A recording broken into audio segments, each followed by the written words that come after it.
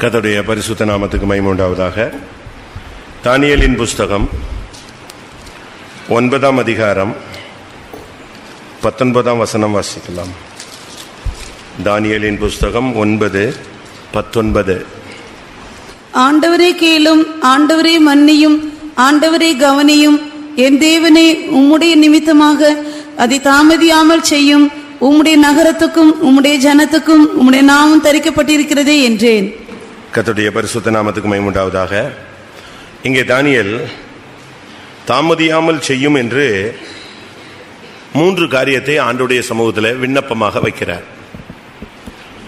ஆண்டவரே கேளும், ஆண்டவரே மன்னியும், ஆண்டவரே கவனியும். இதை நீர் தாமதியாமல் செய்யும் சொல்றார். சில காரியங்கள் நமக்கு மெல்ல செய்ய நடந்தால் பரவாயில்ல. ஆனால் சில காரியங்கள் சீக்கிரமாக என்ன செய்யணும், நம்முடைய வாழ்க்கையில் நடைபெற வேண்டியது இருக்கிறது. பசியாக இருக்கிறவனுக்கு 10 நாளுக்கு பிறகு ஆகாரம் கொடுத்து என்ன இல்லை பிரயோஜனம் இல்லை. தாகமாக இருக்கிறவனுக்கு 7 நாள் கழித்து தண்ணி கொடுத்து என்ன இல்லை பிரயோஜனம் கிடையாது. அதுபோல சில காரியங்களை கர்த்தர் தாமதியாமல் செய்ய வேண்டிய ஒரு காலகட்டம். அதில் 3 காரியத்தை அவர் வலியுறுத்துவதை நாம் பார்க்கலாம். ஒன்று, ஆண்டவரே கேளும். 2வது, ஆண்டவரே மன்னியும். 3வது, ஆண்டவரே கவனியும். ஒரு காரியத்தை கேட்க சொல்லுகிறார், ஒரு காரியத்தை, சில காரியங்களை மன்னிக்க சொல்லுகிறார், சில காரியங்களை கவனிக்க சொல்லுகிறார். ஆண்டவர் எதை கேட்க வேண்டும்? ஒன்று, ஆண்டவர் எதை மன்னிக்க வேண்டும், ஆண்டவர் எதை கவனிக்க வேண்டும். இல்லாவிட்டால் ஆண்டவர் எவைகளை கேட்க வேண்டும், எவைகளையெல்லாம் மன்னிக்க வேண்டும், எவைகளையெல்லாம் கவனிக்க வேண்டும். வேதத்தின் ஆதாரத்தின்படி பார்க்கும் பொழுது சில காரியங்களை நாம் இந்த வசனங்கள் மூலமாக விளங்கிக் கொள்ள முடியும்.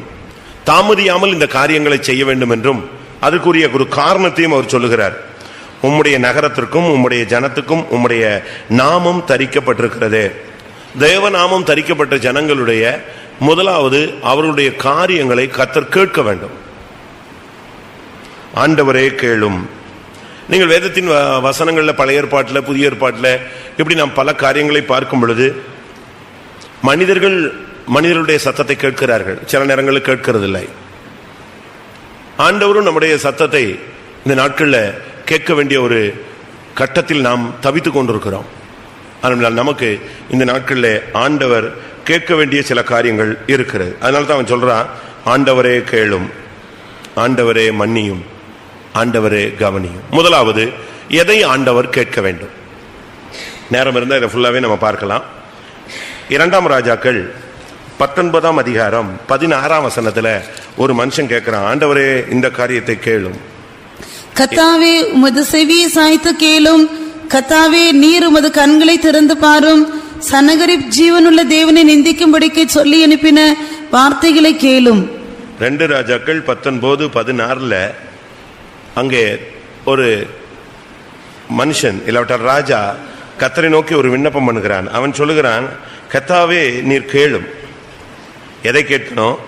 தேவனை நிந்திக்கும்படி, ஜீவனுள்ள தேவனை நிந்திக்கும்படிக்கு சொல்லி அனுப்பின வார்த்தைகளை கேளும். சத்துருக்கள் தேவனை நம் நிமித்தமாக நிந்திக்கிறார்கள், நம்மையும் கூட நிந்திக்கிறார்கள். இன்னைக்கு பாருங்க, நமக்கு மரியாதை இல்லாத வார்த்தைகள் கிடைக்கிறது. என்ன உங்க ஆண்டவர் என்ன பண்ணிட்டாரு, என்ன பண்ணிடுவாரு, அவரால் என்ன பண்ண முடியும், இதுவரைக்கும் என்னத்தை செஞ்சுட்டாரு, நீ இத்தனை வருஷமா போறிய, உனக்கு என்ன நடந்துருச்சு, இதெல்லாம் என்னதுதான் தேவனை குறித்து அவர்கள் உண்டாக்குகிற நிந்தைகள். உன் தேவன் எங்கே என்று அவர்கள் கேட்கிறபடினால், நாள்தோறும் அவர்கள் கேட்கிறபடினால் என் கண்ணீரே எனக்கு உணவாயிற்றுன்னு ஒரு மனுஷன் சொல்றான். இப்ப இன்னைக்கு ஜனங்கள் பல காரியங்களை நம்மிடத்துல கேட்கிறாங்க. ஆனா இந்த இடத்துல அவன் சொல்றான், ஆண்டவரே ஜீவனுள்ள தேவனை ஜனகரி நிந்தித்ததை நீ கேளு. இன்னைக்கு நம்மையும் ஜனங்கள் நிந்திக்கிறாங்க. நிந்தை என்பது ஒரு வாழ்க்கையினுடைய ஒரு பகுதியாக போயிடுச்சு. இன்னைக்கு நம்ம நகை போடுறது இல்லை, பூ வைக்கிறது இல்லை, பொட்டு வைக்கிறது இல்லை, மீசை வைக்கிறது இல்லை, இப்படி ஒவ்வொரு சில காரியங்களெல்லாம் மருந்து எடுக்கிறது இல்லை, நல்ல உலக பிரகாரமான ஆடம்பரங்களில் நம்ம கலந்து கொள்றதில்லை, நண்பர்களுடைய வீடுகளில் விசேஷங்களில் கலந்து கொள்றதில்லை. இதனால நம்ம பரியாசம் பண்றாங்க. நிந்தையினுடைய இன்னொரு பெயர் என்னது? பரியாசம். நீ மீசை எடுத்துட்ட பொம்பளை மாதிரி இருக்கான்னு சொல்லுவான். நகையை கலத்திட்டு நீ தாலி அறுத்து மூலி மாதிரி இருக்கிறேன்னு சொல்லுவான்.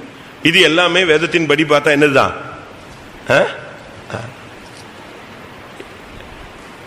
ராஜாக்களின் புஸ்தகம் 2 ராஜாக்கள் 2 அதிகாரத்தில் 23 வசனத்துல, அவன் அவ்விடத்தை விட்டு பெத்தேலுக்கு போனான். அவன் வழி நடந்து போகையில் பிள்ளைகள் பட்டணத்தில் இருந்து வந்து அவனை பார்த்து, மொட்டை தலையா ஏறிப்போ, மொட்டை தலையா ஏறிப்போ என்று சொல்லி நிந்தித்தார்கள். அங்க பாருங்க, அவனை பரியாசம் பண்றாங்க. எலிசாவுக்கு முடி கம்மி. நம்மள மாதிரி ஹேர் ஸ்டைல் பண்ணிட்டுலாம் அலையிறது ஆள் கிடையாது. அவனுக்கு என்ன கிடையாது? முடி கிடையாது, மொட்டை தலை. அதனால அந்த ஜனங்கள் அதை வச்சு அவனை பரியாசம் பண்ணாங்க, நிந்தித்தார்கள். மொட்டை தலை, உங்க எஜமான் ஏறி போயிட்டார்ல, எலியா பரலவுக்கு போயிட்டார்ல, நீ இங்க உட்காந்துருக்க, நீ என்ன செய்ய? ஏறிப்போ, மொட்டை தலையா ஏறிப்போன்னு சொன்னாங்க. எப்படி இருக்கும்? ஒரு தீர்க்கதரிசி, ரெட்டிப்பான அபிஷேகம் பெற்ற மனுஷன், ஒரே அடியில் யோர்தானை 2ஆக பிளந்தவன். அதெல்லாம் அந்த பிள்ளைகளுக்கு தெரியல. அவங்க எப்பொழுதுமே அவனை பரியாசம் பண்ணிக்கிட்டே இருந்தவர்கள். அதனால தான் அன்னைக்கு என்ன செஞ்சாங்க? பரியாசம் பண்ணாங்க. இன்னைக்கு நம்ம நிந்திக்கிற ஒரு பெரிய திரள் கூட்டம் ஜனங்களை சபைகளில் பார்க்கலாம், வெளியே பார்க்கலாம். நம்ம ஆவியில் நிரம்புறது பரியாசம் பண்ணுவாங்க, அந்நிய பாஷை பேசுறத பரியாசம் பண்ணுவாங்க. இப்படி பல விதங்களில் நம்ம வித்து என்ன செய்வாங்க? பரியாசம் பண்ணுவாங்க, நிந்திப்பார்கள். இங்கே இவன் சொல்றான், ஆண்டவரே இந்த ஜனங்கள் நிந்திக்கிறதை நீ என்ன செய்யும்? கேளும். தாவீது சொல்றான் கோலியாத்தை பார்த்து, நீ நிந்தித்த தேவனுடைய நாமத்தின் நிமித்தம் நான் நெஞ்சிருக்கிறேன், வந்து நிற்கிறேன். ஏனென்றால் ஜீவனுள்ள தேவனை அவன் பயங்கரமாக நிந்தித்தான். கடவுளால் என்ன செய்ய முடியும்? நான் ஒத்தைக்கு வர்றேன், உங்க கடவுள் யாரையாவது ஒரு ஆளை கொண்டு வர சொல்லு. யார் சொன்னது? கோலியாத்து சொன்னான். ஏன் போட்டு சண்டை போட்டு சாகணும்? ரத்தம் சிந்தவே வேண்டாம். நான் ஒரு ஆள், உங்க சைடில் ஒரு ஆள், ஒத்தைக்கு மோதுவோம். நீங்க ஜெயிச்சிட்டீங்கன்னா நாங்க எல்லாரும் என்னது? அடிமை. நாங்க ஜெயிச்சிட்டோம்னா நீங்க எல்லாரும் எங்களுக்கு அடிமை. எப்படிப்பட்ட கான்செப்ட் பாத்தீங்களா? பிசாசு கரெக்டா கொண்டு வந்து நிப்பாட்டிட்டான். இந்த ஜனங்கள் 40 நாள் ஓடிக்கிட்டே இருந்தாங்க. ஆனா 40 நாளும் அவன் யாரை நிந்தித்தானான்? பைபிள் சொல்லுது, தேவனை நிந்தித்தான். 1 சாமுவேல் 17 அதிகாரம் 45 வசனத்துல தாவீது நான் யார் நிமித்தம் வருகிறேன் என்று சொல்லுகிறான். அதற்கு தாவீது பெலிஸ்தரை நோக்கி, நீ பட்டயத்தோடும் ஈட்டியோடும் கேடகத்தோடும் என்னிடத்தில் வருகிறாய், நானோ நீ நிந்தித்த இஸ்ரவேலுடைய இராணுவங்களின் தேவனாகிய சேனைகளுடைய கர்த்தரின் நாமத்திலே உன்னிடத்தில் வருகிறேன். இவன் யாரை நிந்தித்தான்? ஜீவனுள்ள தேவனை. அவன் சொல்றான், நீ நிந்தித்த இராணுவங்களின் தேவனுடைய நாமத்தில் நான் வருகிறேன். 25 வசனம் பாருங்க. அந்நேரத்திலே இஸ்ரவேலர் வந்து நிற்கிற அந்த மனுஷனை கண்டீர்களா?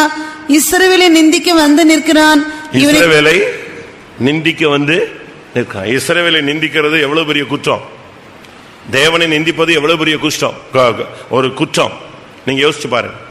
நம்முடைய வாழ்க்கையில் இந்த நாட்களில ஆண்டவர் இதை கேட்கணும்னு அவன் சொல்றான். ஆண்டவரே உம்மை நிந்திக்கிற நிந்தையை என்ன செய்யும்? கேளு. ஆண்டவரே கேளுன்னா என்னதை கேட்க சொல்றாரு? ஃபர்ஸ்ட், உனக்கு விரோதமாய் சத்துரு பேசின வார்த்தைகளை என்ன செய்கிறாரு? கர்த்தர் கேட்கிறார். ஆண்டவரே கேளும். இன்னைக்கு நிந்திக்கிறவங்க சத்ருவா இருந்தா கூட பரவாயில்ல. சங்கீதத்தில் அப்படி ஒரு வசனம் உண்டு, என்னை நிந்தித்தவன் சத்ரு. நிந்திக்கிறது ஒரு பகுதி இருக்கு, இன்னொரு யாரும் நிந்திக்கிறா. சங்கீதம் 55:12 என்னை நிந்தித்தவன் சத்ரு அல்ல, அப்படி இருந்தால் சகிப்பேன். என்னை நிந்தித்தவன் யாரப்போ? வாசிங்க. எனக்கு விரோதமாய் பெருமை பாராட்டினவன் என் பகைஞன் அல்ல, அப்படி இருந்தால் அவனுக்கு மறைந்திருப்பேன். எனக்கு சமமான மனுஷனும் என் வழிகாட்டியும் என் தோழனுமாகி நீயே அவன். பாருங்க, இன்னைக்கு யார் நம்ம நிந்திக்கிறா? இன்னைக்கு தேவனை நிந்திக்கிறது ஒரு கூட்டம் இருக்கு. நம்ம நிந்திக்கிறது எல்லாம் யார் தான்? நம்ம கூட கூட்டத்தில் உட்கார்ந்துருக்கவங்க தான் நம்மளை பரியாசம் பண்றான். நம்ம சர்ச்சில் உட்கார்ந்துருக்கவங்க தான் நம்மளை குற்றம் சொல்றாங்க. நம்ம ஆளுங்க தான் நம்மளை என்ன செய்யறாங்க? கேள்வி கேட்கிறாங்க. அதனால தான் அவன் சொல்றான், என்னை நிந்தித்தவன் சத்துரு அல்ல, அப்படி இருந்தால் நான் சகித்திருப்பேன். என்னை நிந்தித்தவன் அந்நியனா இருந்தால் நான் ஏற்றுக்கொண்டிருப்பேன். என்னை நிந்தித்தது யாரு? என் தோழனும் என் வழிகாட்டியும் எனக்கு சமமாய் உட்கார்ந்திருந்த நீயும் அல்லவா. ஆனா கர்த்தர் உன்னை நிந்திச்சாலும் சரி, தேவனை நிந்திச்சாலும் சரி, அதை அவர் என்ன செய்கிறவர்? கேட்கிற தேவன். அதனால தான் அவன் சொல்றான், என்னை கேளும். இந்த நிந்தைங்கிறது ஒரு வேதனையான ஒரு அனுபவம். ரொம்ப சிம்பிளா நான் இப்ப பிரசங்கம் பண்ணிட்டேன்.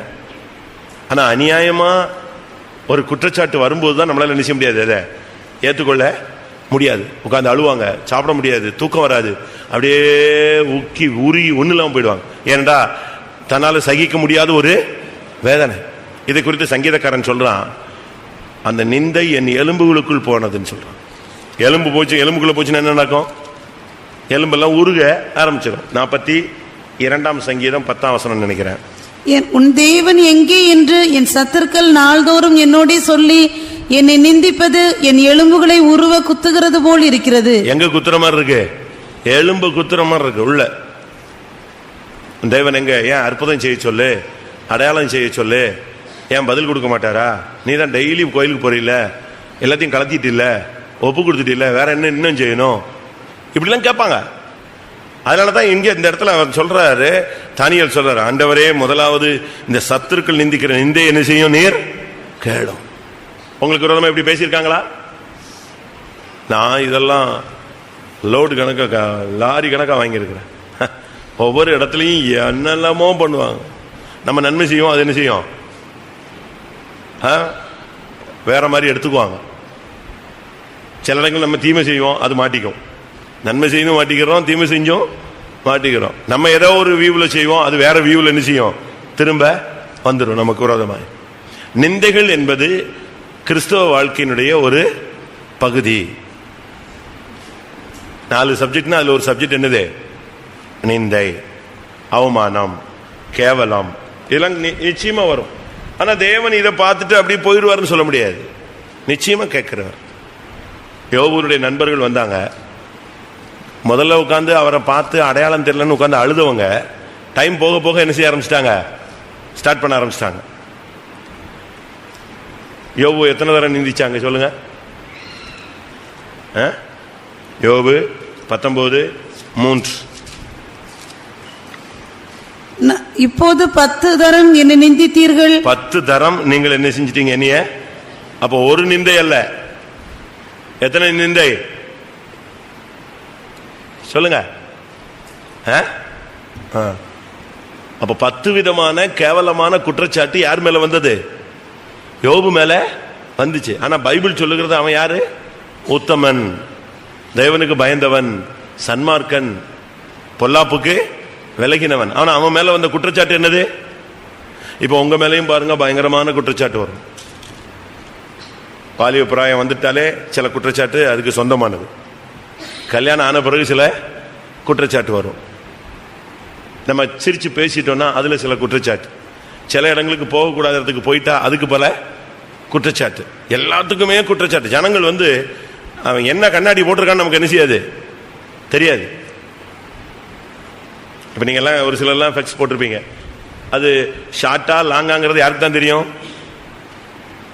உங்களுக்கு தான் தெரியும். ஒரு சிலர் சும்மா அழகுக்கு போட்டிருப்பாங்க, ஒரு சிலர் தூசி படக்கூடாதுன்னு போட்டிருப்பாங்க, ஒரு சிலர் தன்னுடைய கண்ணு பாதிப்பு வெளியே தெரியக்கூடாதுன்னு போட்டிருப்பாங்க, ஒரு சிலருக்கு கண்ணுல இருந்து தண்ணீர் வடியும் அதுக்காக போட்டிருப்பாங்க. அது அவங்களுக்கு தான் நிச்சயம் தெரியும்.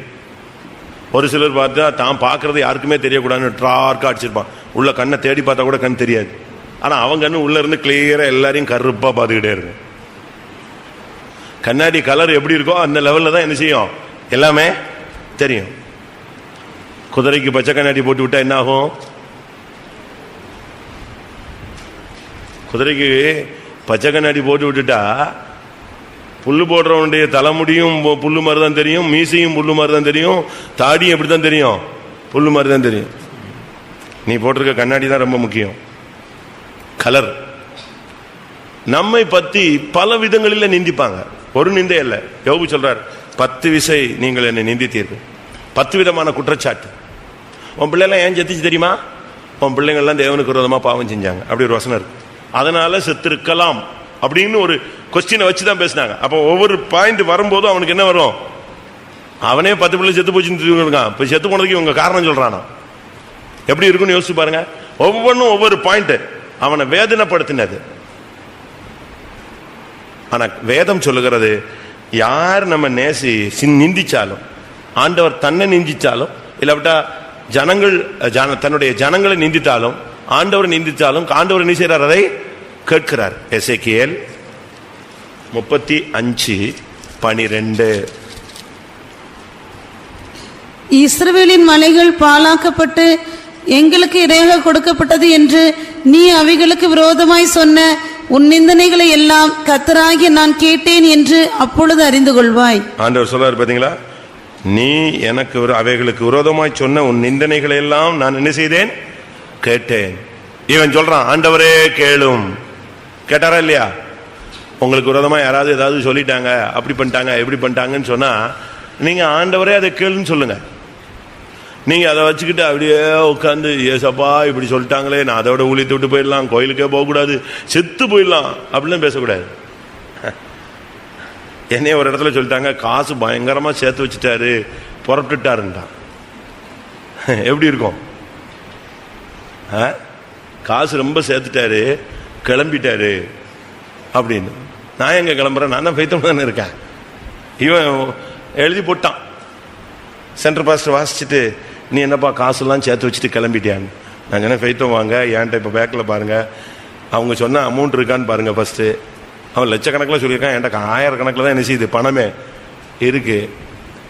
இப்படிலாம் வரும். நான் அதை வந்து ரொம்ப டேக் இட் ஈஸியாக எடுத்துக்கிட்டேன். அப்படியே உடனே அப்படியே சொல்லிட்டாங்க, உடனே 3 நாள் உபவாசம், 7 நாள் அப்படியே தண்ணி குடிக்காமலாம் நான் இல்லை. நான் ஒரு நாள் கூட உபவாசம் எடுக்கல. நான் சிரிச்சுக்கிட்டே போயிட்டேன். சரி ரைட்டு, ஏதோ ஒருத்தன் என்ன செய்யறான், பைத்தியம் பிடிச்சிச்சு அவனுக்கு ஒருத்தனுக்கு, அவன் என்ன செய்யறான் பண்றான். அது ரொம்ப சிம்பிளா எடுத்துக்கிட்டேன், ரொம்ப சீரியஸாவே எடுத்துக்கல. நீங்க என்ன செய்வீங்க? அவ்வளவுதான். உடனே எழும்ப மாட்டான், ரூமை விட்டு வெளியே வர மாட்டான், கதவை பூட்டிக்குவான், ஜன்னலை பூட்டிக்குவான், பாத்ரூம்ல போய் பூட்டிக்குவான், வெளியே வர மாட்டான். ஐயோ என்னை சொல்லிட்டான். தாவீதை வந்து சிமை மண்ணள்ளி போட்டு கல்லள்ளி போட்டு இரத்த பிரியனே பேலியாளின் மனுஷனே தொலைஞ்சுவோன்னு சொன்னான். அப்போ அபிசாய் வந்து சொல்றான், வெட்டிருட்டோம், ஒரே வெட்டிட்டுமா, இவன் நம்ம இருக்கிற டென்ஷன்ல இவன் வேற மண்ணள்ளி போட்டுட்டு இருக்கான். அப்ப அதுக்கு என்ன சொன்னான் தாவீது? நீ போய் தாவீதை ஏசுன்னு சொல்லி ஆண்டவர் இவனை நெஞ்சிருக்காரு, ரெடி பண்ணி அனுப்பியிருக்கிறாரு. அதனால அவன் அந்த வேலையை செய்யறான், செய்யட்டும். அதே மாதிரி நம்ம மேலையும் வரும். இதை விட இன்னொரு விசித்திரமான ஒரு குற்றச்சாட்டை சொல்றேன். ஒரு குழந்தைய தூக்கி வச்சிருந்தாங்க. நான் செஞ்ச தவறு, ஒரு குழந்தைய தூக்குனேன். நான் அப்போ வந்து ஒரு ஃபெய்த்தம்ல ஈசி சேர்ல அப்படி சாஞ்சி படுத்திருந்தேன். ஒரு பிள்ளை வந்து தன்னுடைய குழந்தைய கொண்டு போனா, விசுவாசி பொண்ணு. என்கிட்ட யாரோ ஒரு விசுவாசி பேசிக்கிட்டு இருந்தான். நான் கொண்டா அந்த குழந்தையன்னு சொன்னேன், கொடுத்தா. நான் அதை அப்படி வச்சேன். அது எங்க நிற்கும்? ஈசி சேர்ல இருந்தா என் நெஞ்சு மேல நின்றுச்சு. இதுதான் எனக்கு பிடிச்ச சனியை. அது செஞ்சது தப்பாவோ இருக்கலாம், பிரமாணத்தின்படி அது என்ன செஞ்சிருக்கலாம், ஊழியக்காரன் பிள்ளைய குழந்தைகளை தூக்கக்கூடாது.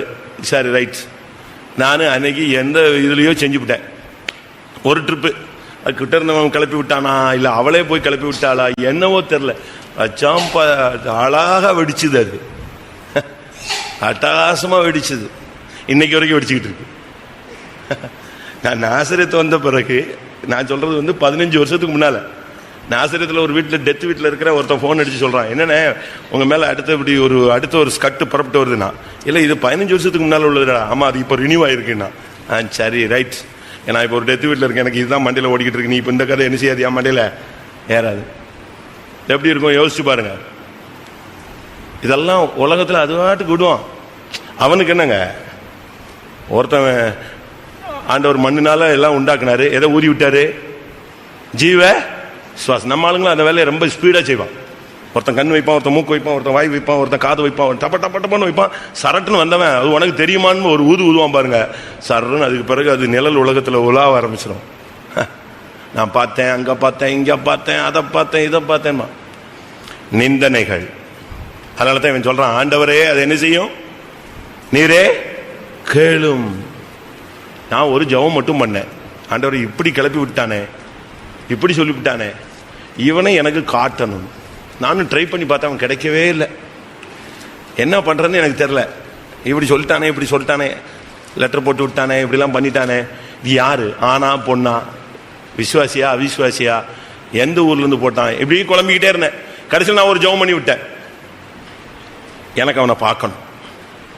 எப்படி பார்க்கறது, அவனை எப்படி கண்டுபிடிக்கிறது? அவனுக்கு காலில் அடிபடணும். அப்போ நான் கண்டுபிடிச்சிடுறேன். என்னுடைய சின்ன வயசு, அப்போ ரொம்ப நான் சின்ன வயசில் இருந்தேன், எல்டராயிட்டேன். 30-32 வயசு இருக்கும். ஆனால் ஒரு ஆசை, என்னது, யாரை பார்க்கணும், நம்மளை பண்ணவனை பார்க்கணும் அப்படின்னு. நான் ஜெபம் பண்ணேன். அடுத்த வாரம் ஒரு ஆட்டோ கவுந்து கடைசியாக ஒரு விசுவாசி கால் கையெல்லாம் சுத்தமாக நொறுங்கி போயிட்டு வந்துட்டான். எனக்கு அவன் தானான்னு கேட்டா அவனை போய் எப்படி கேட்கறது? அடுத்த கொஸ்டின். அவன் காலெலாம் ஒடிஞ்சு போச்சு. நான் தான் போய் ஆஸ்பத்திரிலாம் பார்த்தேன். பாவம் செலவுக்கெல்லாம் காசு கொடுத்துட்டு வந்தேன். சரி, நம்ம ஜபத்தில் தான் இவன் ஆயிட்டானோன்னு ஒரு டவுட் ஆயிடுச்சு. அவன்கிட்ட போய் அதை கேட்கவும் முடியாது. திருப்பி நான் ஒரு 5 வருஷம் கழிச்சு 3 வருஷம் கழிச்சு இன்னொரு இடத்துல இருக்கும்போது என்னை பார்க்க வந்தாங்க. அப்பவும் லேசா இந்த சப்ஜெக்டை இந்த ஜப பாயிண்ட்டை சொல்லலை, இன்னைக்கு தான் சொல்கிறேன், 20 வருஷம் கழிச்சு சொல்கிறேன். அன்னைக்கு திருப்பி அவன்கிட்ட லேசாக கேட்டேன், இப்படிலாம் பண்ணிட்டாங்களா உங்கள் சபையில் நான் ஊழியம் செய்யும்போது? அதையா தெரியவே இல்லைண்ணா. என்னடா இவன் தானே அடிபட்டிருக்கான், இவனே தெரியலங்கிறான், இவன் பொய் சொல்கிறானா உண்மை சொல்கிறானா? யோசிச்சு பாருங்க. உங்களுக்கு விரோதமாக இப்படிலாம் வந்திருக்கா? 1 ஆ 2 ஆ? வாலிப பொருள் வயசு வந்துருச்சுன்னா நிந்தைகள் என்ன இதாயிடும்? ஒரு சப்ஜெக்ட். அதில் ரொம்ப கவனமாக நம்ம போகணும். அநியாயமாக குற்றம் சாட்டிட்டா நீங்கள் பாக்கியவான்கள், நியாயமாக குற்றம் சாட்டப்பட்ட நீங்கள் யாரு? குற்றவாளிகள். நன்மை செய்து தீமை அனுபவிக்கலாம், தீமை செஞ்சு என்ன செய்யக்கூடாது? பாடு அனுபவிக்க கூடாதுன்னு பேதுருல வாசிக்கிறோம். அதனால முதலாவது ஆண்டவர் கேட்க வேண்டிய காரியம் கேளும் அப்படின்னா நம்முடைய நிந்தைகளை அவர் கேட்கிறார், கேட்க வேண்டும். இரண்டாவது 84ஆம் சங்கீதம் 8ஆம் வசனம். 84ஆம் சங்கீதம் 8ஆம் வசனம். சேனைகளின் தேவனாகிய கர்த்தாவே, என் விண்ணப்பத்தை கேளும், யாக்கோபின் தேவனை செவிகொடும். என் விண்ணப்பத்தை கேளும். ரெண்டாவது, நம்முடைய விண்ணப்பம் ரொம்ப முக்கியமானது. நம்முடைய விண்ணப்பம், அதாவது ஜெபம்னு சொல்லலாம்னு வச்சுக்கோங்களேன். ஆண்டவரே என்னுடைய விண்ணப்பத்தை கேளும், இல்லாவிட என்னுடைய ஜெபத்தை கேளும். 119ஆம் சங்கீதம் 145ஆம் வசனம். முழு இருதயத்தோடும் கூப்பிட்டேன், கர்த்தாவே என் ஜெபத்தை கேளும். பாத்தீங்களா? என்னுடைய ஜெபத்தை கேளும். என்னுடைய அதாவது ஜெபத்தினுடைய ஒவ்வொரு பகுதி தான் விண்ணப்பம், வேண்டுதல், ஸ்தோத்திரம், பிரார்த்தித்தல், அபயம் விடுதல், அலறுதல், புலம்புதல், கண்ணீர் விடுதல். இது எல்லாமே எதனுடைய ஒவ்வொரு பகுதி? ஜபத்தினுடைய ஒரு பகுதி தான். இன்னும் சொல்ல போனா 119ஆம் சங்கீதம் 149ஆம் வசனத்தை பாருங்க. உம்முடைய கிருபையின்படி என் சத்தத்தை கேளும். சத்தத்தை கேளும், ஜபத்தை கேளும், என் விண்ணப்பத்தை கேளும். ஆண்டவர் நம்முடைய இரண்டாவது நம்முடைய காரியங்களை கேட்க வேண்டியது. ஆண்டவரையே கேளும்னா நம்ம நிந்தித்தது, தேவனை நிந்தித்ததை கர்த்தர் கேட்கணும். அது நம்ம மனசுல ஒரு ஆறாத ஒரு வடு மாதிரி இருக்கு, உள்ளுக்குள்ளேயே இருக்கும். இப்படி சொல்லிட்டாங்களே சொல்லிட்டாங்களே சொல்லிட்டாங்களே சொல்லிட்டாங்களேன்னு அதை கர்த்தர் கேட்கணும். கேட்டார்னா முடிஞ்சிருச்சு. ரெண்டாவது, நம்முடைய விண்ணப்பம் கேட்கப்படணும், நம்முடைய ஜெபங்கள் கேட்கப்படணும், நம்முடைய சத்தத்தை கேட்கணும். இன்னைக்கு அநேக ஜெபங்கள் கேட்கப்படலை. அதான் சொல்றேன், அதுக்கு தான் காரணம் சொல்றேன். அநேக ஜெபங்கள் என்ன செய்யறது இல்ல? கேட்கப்படலை. ஏசாயா 1ஆம் அதிகாரத்தில் சொல்லி இருக்கிறது, நீ மிகுதியாய் ஜெபம் பண்ணு, ஆனா நான் கேட்க மாட்டேன்ட்டார். அப்ப அப்படி ஒரு ஜெபம் பண்ணிட்டு கிடந்துட்டு கத்திட்டு கிடந்து என்ன பிரயோஜனம்? ஏசாயா 1ஆம் அதிகாரம் 15ஆம் வசனம். நீங்கள் உங்கள் கைகளை விரித்தாலும் என் கண்களை உங்களை விட்டு மறைக்கிறேன், நீங்கள் மிகுதியாய் ஜெபம் பண்ணினாலும் கேளேன். நீங்கள் மிகுதிய எவ்வளவு கத்தி கித்தி மணிக்கணக்கா ஜெபிச்சாலும் நான் என்ன செய்ய மாட்டாத, கேட்க மாட்டேன். அதனால தான் இவன் சொல்றான், ஆண்டவரே என் ஜெபத்தை நீங்க என்ன செய்யுங்க, தயவு செய்து கேளுங்க.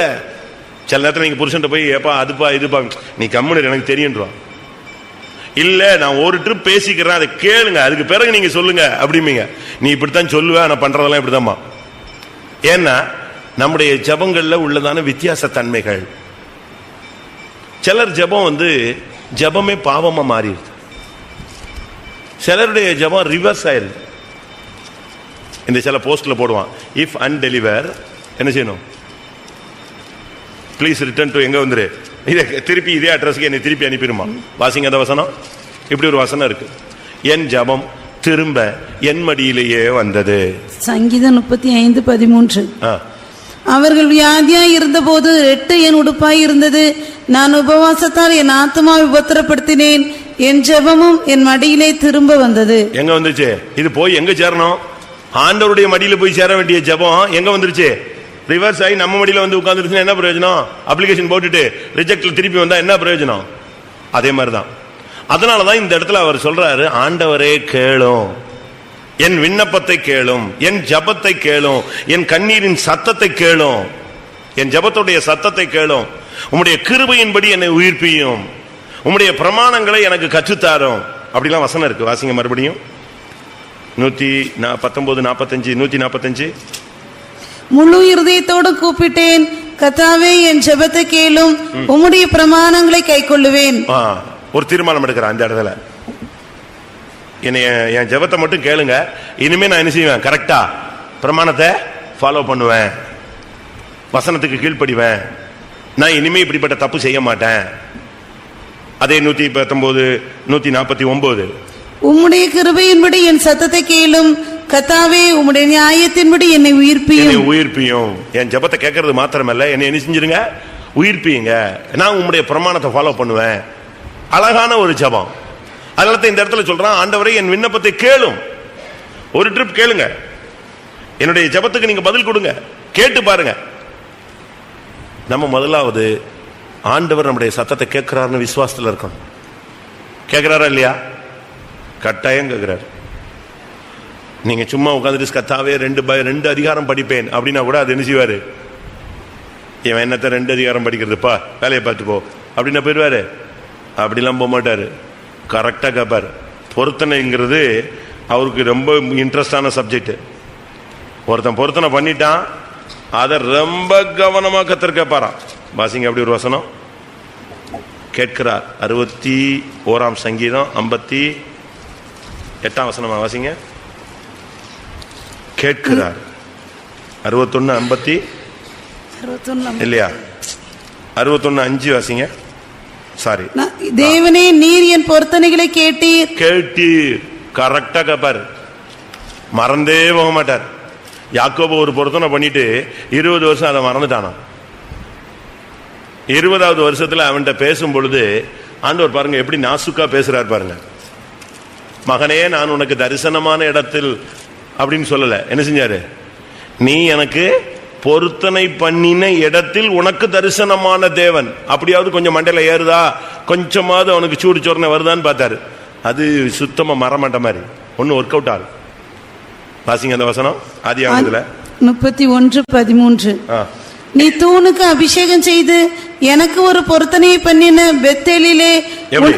ஏன் இதெல்லாம் மென்ஷன் பண்றாரு? தூணுக்கு அபிஷேகம் பண்ணினா கரெக்ட், நான் உனக்கு தரிசனமான கரெக்ட். ஆனா என்ன சொல்லிட்டு சொல்றாரு? அந்த இடத்துல ஒரு பொருத்தனை பண்ணினாயே அந்த தேவனாகிய கர்த்தர் நானேனாரு.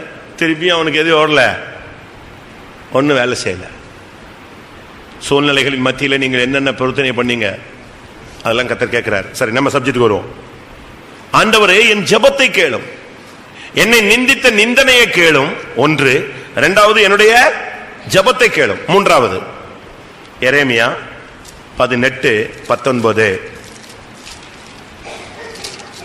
எரேமியா 18:19. கர்த்தாவே, நீர் என்னை கவனித்து என்னோட வழக்காடுகிறவர்களின் சத்தத்தை கேளும்.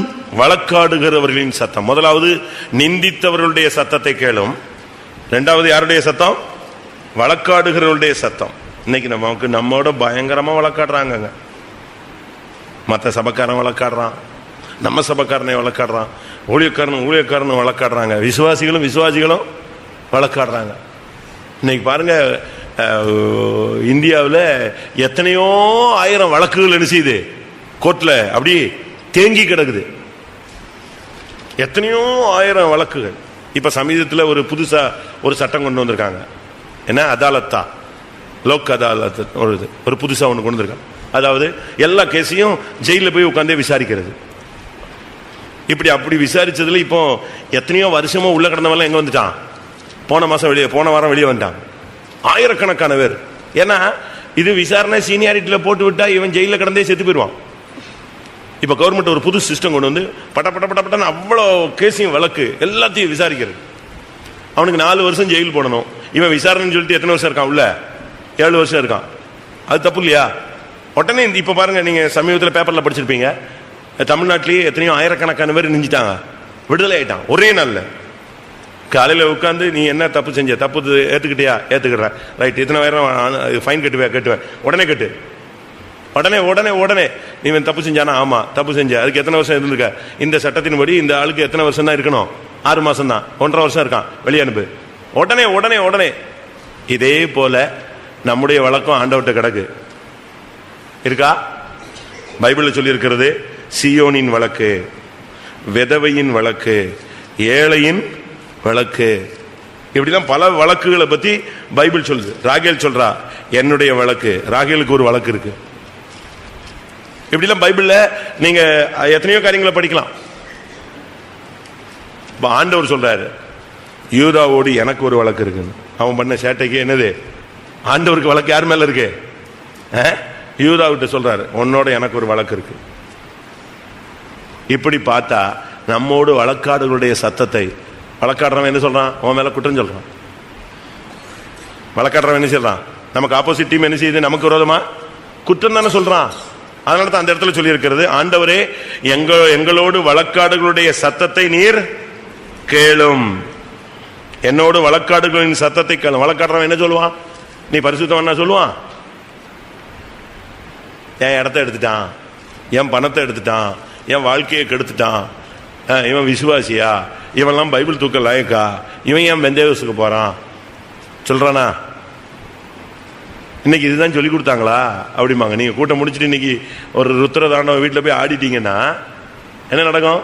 ஓஹோ, இன்னைக்கு இதுதான் சொல்லி கொடுத்தாங்களா அப்படிமா. உங்களுக்கு இன்னும் ஜுர்ன்னு ஏறும், இன்னும் ஸ்பீட் ஆயிடுவீங்க நீங்க. அப்படிதானே? இங்கே சொல்லி என்னோடு வழக்காடுகளின் சத்தத்தை கேளும். உனக்கு விரோதமாய் பல வழக்குகள் இருக்கிறது, பல வல்லமைகள் போராடுது. பிசாசு போராடுறான், செய்வினை ஆவிகள் வழக்காடுது, இல்ல விழுந்து போன வல்லமைகள் போராடுது. அநியாயமா நமக்கு விரோதமா என்னெல்லாமோ பேசுறாங்க, என்னெல்லாமோ செய்யறாங்க. 3 காரியத்தை கேட்கும்படியாக அவன் சொல்றான். ஆண்டவரே கேளும், என்னை நிந்திக்கிறவருடைய காரியங்களை கேளும், என் ஜெபத்தை கேளும். 3வது, என்னோட வழக்காடுடைய சத்தத்தை. கர்த்தர் அந்த சத்தத்தை கேட்டார்னா அவர் வழக்காடுவார். உன்னோடு வழக்காடுகளோடு என்ன செய்வேன்? நான் வழக்காடுவேன். நான் ஒரு கோர்ட்டுக்கு போயிருந்தேன் ஒரு இடத்துல. அங்க 2 வக்கீலும் காரசாரமா வழக்காடுறாங்க.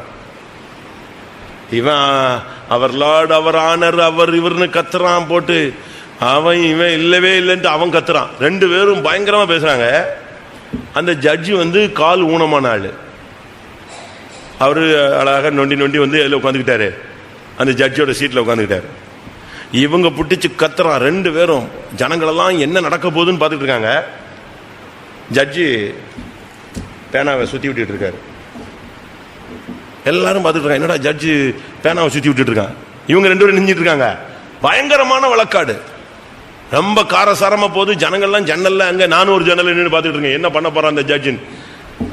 அவரு அப்படியே சுத்தி விட்டுட்டு, சரி 28ஆம் தேதி அடுத்த வயதா போயிட்டு வந்துட்டான்.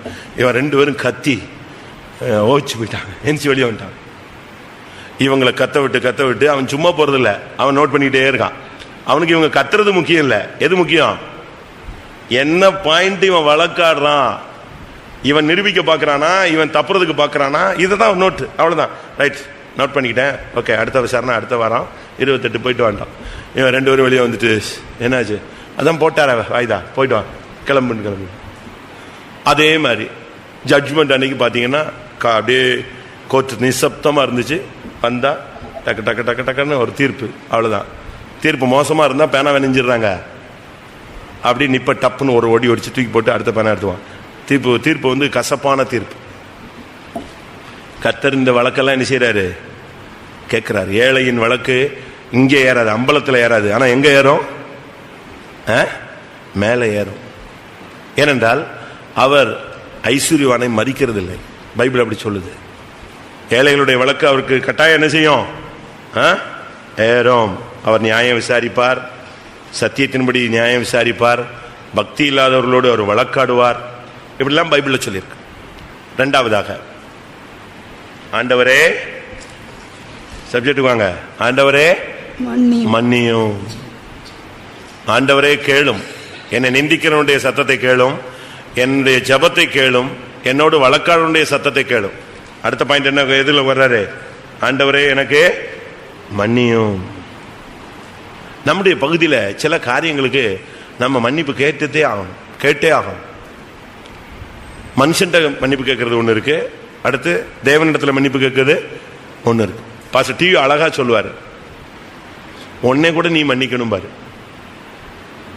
உனக்கு விரோதமா செஞ்சவங்ககிட்ட மன்னிப்பு கேட்கறது, மன்னிக்கிறது ஒரு பகுதி இருக்கு. நீ யாருக்கு விரோதமா செஞ்சிட்டேன்னா மன்னிப்பு கேட்கறது ஒரு பகுதி இருக்கு. இப்படி சொல்லிட்டே அவர் சொல்றாரு, நீ மன்னிப்பது மன்னிப்பு கேட்பது. அடுத்து ஒரு பாயிண்ட் சொல்றாரு, உன்னையே நீ மன்னிக்கணும் பாரு. அடுத்த பாயிண்ட் சொல்றாரு, தேவனை நீ மன்னிக்கணும் பாரு. இது ரெண்டு சாத்தியமா? உங்களுக்கு இந்த சப்ஜெக்ட் கேட்டிருக்கீங்களா? தேவனை மன்னிப்பது, உன்னை மன்னிப்பது. உன்னை மன்னிப்பதுன்னா இந்த தற்கொலை பண்றவங்களாம் தன்னை மன்னிக்காதனால தான் சாவுறான். ஐயோ நம்ம இப்படி செஞ்சிட்டோமே, இனிமே வாழ முடியாது, வாழக்கூடாது, நான் இருந்து என்ன பயன்? உன் புத்தியனத்துல ஏதோ நடந்துருச்சு, நீ உன்னை என்ன செஞ்சுக்க, உன்னைய நீயே என்ன செய்யணும், உன்னை நீயே மன்னிக்கணும். இப்ப நீச்சல் தண்ணியில ஒருத்தன் போயிட்டு இருக்கான், வெள்ளத்துல போயிட்டு இருக்கான்னா சரி போச்சு ஒருத்தனும் இல்லை அப்படியே முங்கு அப்படின்னா முங்குவான். அந்த உயிர் என்ன செய்யும்? எங்கேயாவது ஒரு ரூட்ல தப்புறதுக்கு இல்லாட்ட காப்பாத்தணும், அந்த ஜீவன் கடைசி வரைக்கும் துடிச்சுதான் போகும். அதே போல நீ உன்னைய மன்னிக்கணும். உன்னைய மன்னிச்சுட்டீங்கன்னா உனக்கு அந்த சுயா பட்சதாபம் இருக்காது. உன்ன மேலேயே ஒரு இன்ஃபீரியாரிட்டி காம்ப்ளெக்ஸ் போயிடும். உன்னை நீயே மன்னிச்சிருவ, உனக்கு ஒரு தைரியம் இருக்கும், சரி அடுத்த ட்ரிப் நம்ம நெஞ்சிடலாம், ஜெயிச்சிடலாம். இந்த அடுத்த ட்ரிப் இந்த தவறு என்ன செய்யக்கூடாது, நமக்கு வரவிட கூடாது. உன்னை மன்னிப்பு. ரெண்டாவது, தேவனை எப்படி மன்னிக்கிறது? அவர்கிட்ட நம்ம மன்னிப்பு தான் கேட்க முடியும். எப்படி தேவனை மன்னிக்கிறது?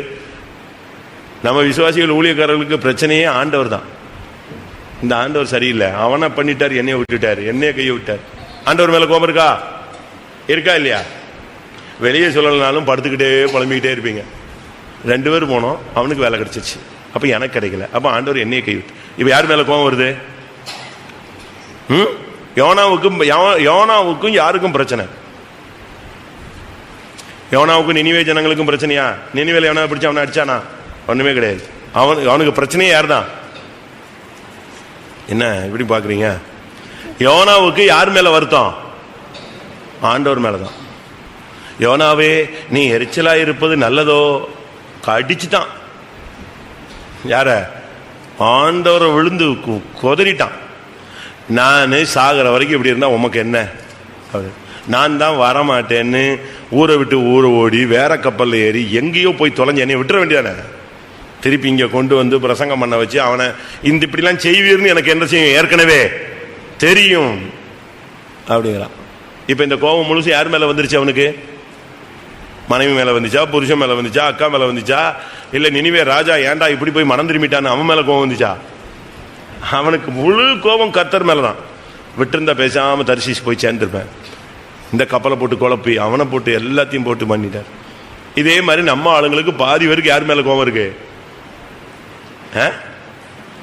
ஊழியத்தில் விரக்தி அடைஞ்சவங்களாம், ஐயோ விஷயம் தெரியாம வந்து தொலைஞ்சிட்டனே, என்னை பிடிச்சி இழுத்துட்டு வந்துட்டாரு. ஒருத்தர் சொன்னாரு, வனாந்திரத்தில் நயங்காட்டி என்னை அழைத்து கொண்டு வந்து எங்க விட்டு விட்டாரு? வனாந்திரத்தில் விட்டாரு. அது மாதிரிதான் ரொம்ப பேர் ஆண்டவர் மேல இப்ப ரொம்ப பேருக்கு வழக்கு இருக்கு. இவங்களை பரலோகத்தில் கொண்டு போய் விட்டா என்ன ஆகும்? இப்பவுமே சண்டையை தொடங்கிடுவாங்கன்னு தான் இங்க இருந்து போற ஆளுங்களோ பரலோகத்துக்குள்ள விடாம இளைப்பாறும் ஸ்தலத்துல பிரேக் பண்ணி வச்சிடறாரு. நீ இருறான், நீ எங்க போயிடாத, நீ அங்க வந்துடாது. ஆபேல் செத்து போயிட்டான். அவனுக்கு கோபம் யார் மேல? காயின் மேல கிடையாது. யார்கிட்ட கேட்கிறான்? ஏன் ரத்தத்துக்கு நீங்க ஏன் நம்ம பழிவாங்கல? வாசி வெளிப்படுத்தல். செத்து போயிட்டா, செத்து எத்தனை நூற்றாண்டு தாண்டிடுச்சுங்க. இன்னைக்கும் அவன் ரத்தம் நெஞ்சுக்கிட்டு இருக்கு. என்ன பண்றீங்க, என்ன பண்றீங்க? இன்னுமா கண்டுக்கல? இன்னும் நீங்க வரலையா? இன்னும் நியாயம் இருக்கலையா?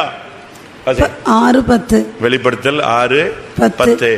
அவர்கள் பரிசுத்தமும் சத்தியமுள்ள ஆண்டவரே, தேவரீர் பூமியின் மேல் குடியிருக்கிறவர்களிடத்தில் எங்கள் இரத்தத்தை குறித்து எதுவரைக்கும் நியாய தீர்ப்பு செய்யாமலும் பழிவாங்காமலும் இருப்பீர் என்று மகா சத்தமிட்டு கூப்பிட்டார்கள். எப்ப இருந்து யாரெல்லாம்? ஆபேல் இருக்கா, பேர் இருக்கா? எவரேயர். ஆபேல் முதல் சகரியா வரைக்கும் எங்க இருக்கு? ஆபேல் முதல் லூக்கா 11:50. ஆபேலின் ரத்தம் முதல் பலிபீடத்துக்கும் தேவாலயத்துக்கும் நடுவே கொலையுண்ட சகரியாவின் ரத்தம் வரைக்கும். லூக்கா 11:50. தெளிவா இருக்கு. ஆபேல் ரத்தம் இன்னும் கூப்பிட்டு இருக்கு ஆண்டவர்கிட்ட. என்ன செய்றீங்க, என்ன செய்றீங்க? அவன் என்னை கொண்டுட்டான், வாழ விடாம நெஞ்சிட்டான், அழிச்சுட்டான், என் வாழ்க்கையவே கெடுத்துட்டான், போச்சே பூமியில ஒரு வாழ்க்கை, அதையும் ஒரே கொஞ்ச நாள்ல காலி பண்ணிட்டான். இப்ப யார் மேலதான் அவனுக்கு வருத்தம்? ஆண்டவர் மேலதான். இப்ப நீங்க சொல்லுங்க, உங்க மேல கோபம் வந்திருக்கா? கோபம் வந்தா யாரையும் அடிக்க முடியாது. ஒரு சிலர் தானாவே போய் டம் டம் டம்னு முட்டிக்குவாங்க. தமிழ்ல நீங்க படிச்சு பார்த்தீங்கன்னா சீத்தலை சாத்தனார்னு ஒருத்தர் இருந்தார். தப்பு பண்ணிட்டான்னா என்ன செஞ்சுக்குவான்? படிச்சிருக்கீங்களா தமிழ்? எல்லாம் ஃபாரின்ல இல்லை. தவறு செஞ்சா அந்த எழுத்தாணியை வச்சு நெஞ்சுக்குவான், தலையில குத்திக்குவான். அது என்ன ஆயிரும்? தலையெல்லாம் சீல் பிடிச்சிருக்கும். அதனால அவருக்கு பேர் என்னது? சீல்தலை சாத்தனார். குத்திட்டே இருப்போம் தன்னைத்தானே. நீங்களாம் அப்படி ஆண்டவர் முன்னால் அப்படி பண்ணிருக்கீங்களா? நல்லா புரிஞ்சுக்கோங்க. ஆண்டவரை மன்னிங்க, உங்களை மன்னிங்க.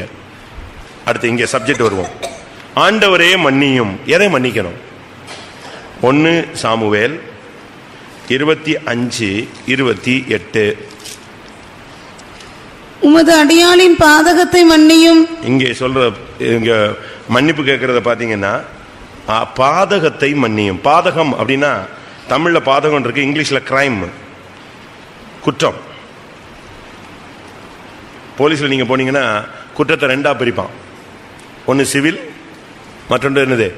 கிரைம். வக்கீல்கிட்ட நீங்க போனாலும் என்ன கேஸ் அப்படிமா? அடிதடியா? கிரைம். சொத்து வித்துனா அதுக்கு பேர் என்னது? சிவில். அடிதடி கேஸ் 1 மாசத்துல தீர்ப்பு கொடுத்துருவான். சிவில் 28 வருஷம் ஓடும். அந்த இடம் அவனுக்கு கிடைக்காம அவன் செத்து, அவன் பிள்ளை செத்த பிறகுதான் அந்த சொத்து யாருக்கு வரும்? இவனுக்குன்னு தீர்ப்பே கொடுப்பான். அதுக்குள்ள எல்லாமே போஞ்சு போயிடும். ஆனா இங்கே சொல்லி இருக்கிறது பாதகங்களை மன்னியும். யார் சொல்ற இந்த வார்த்தைய? யார் சொல்றது? அபிகாயேல். அப்படித்தானே? உமது அடியாளின் பாதகத்தை மன்னியும். ஓடி வர்றா, வந்து கேட்கிறா, மன்னியும். பாதகம், கிரைம். நன்றி இல்லாத தன்மை ஒரு குற்றம். நாபால் நன்றி இல்லாதவன். அதுக்காக தாவீது சொல்றான், அவனுக்கு இன்னைக்கு ஒரு நாய் கூட என்ன செய்யக்கூடாது, உயிரோட இருக்கக்கூடாது, அவனை கொன்றணும், அவனுக்குள்ளதெல்லாம் அழிச்சிடணும். அப்பதான் இவ ஓடி வந்து சொல்றா, பாதகத்தை என்ன செஞ்சிருங்க, மன்னிச்சிருங்க. நம்முடைய பாதகங்கள் எப்படிப்பட்டது? நம்முடைய பாதகம் எப்படிப்பட்ட பாதகங்கள்? ஆதியாகமம் 50ஆம் அதிகாரம் 16ஆம் வசனத்துல யோசேப்பின் சகோதரர்கள் வந்து சொல்றாங்க, எங்களுடைய பாதகத்தை மன்னியும்.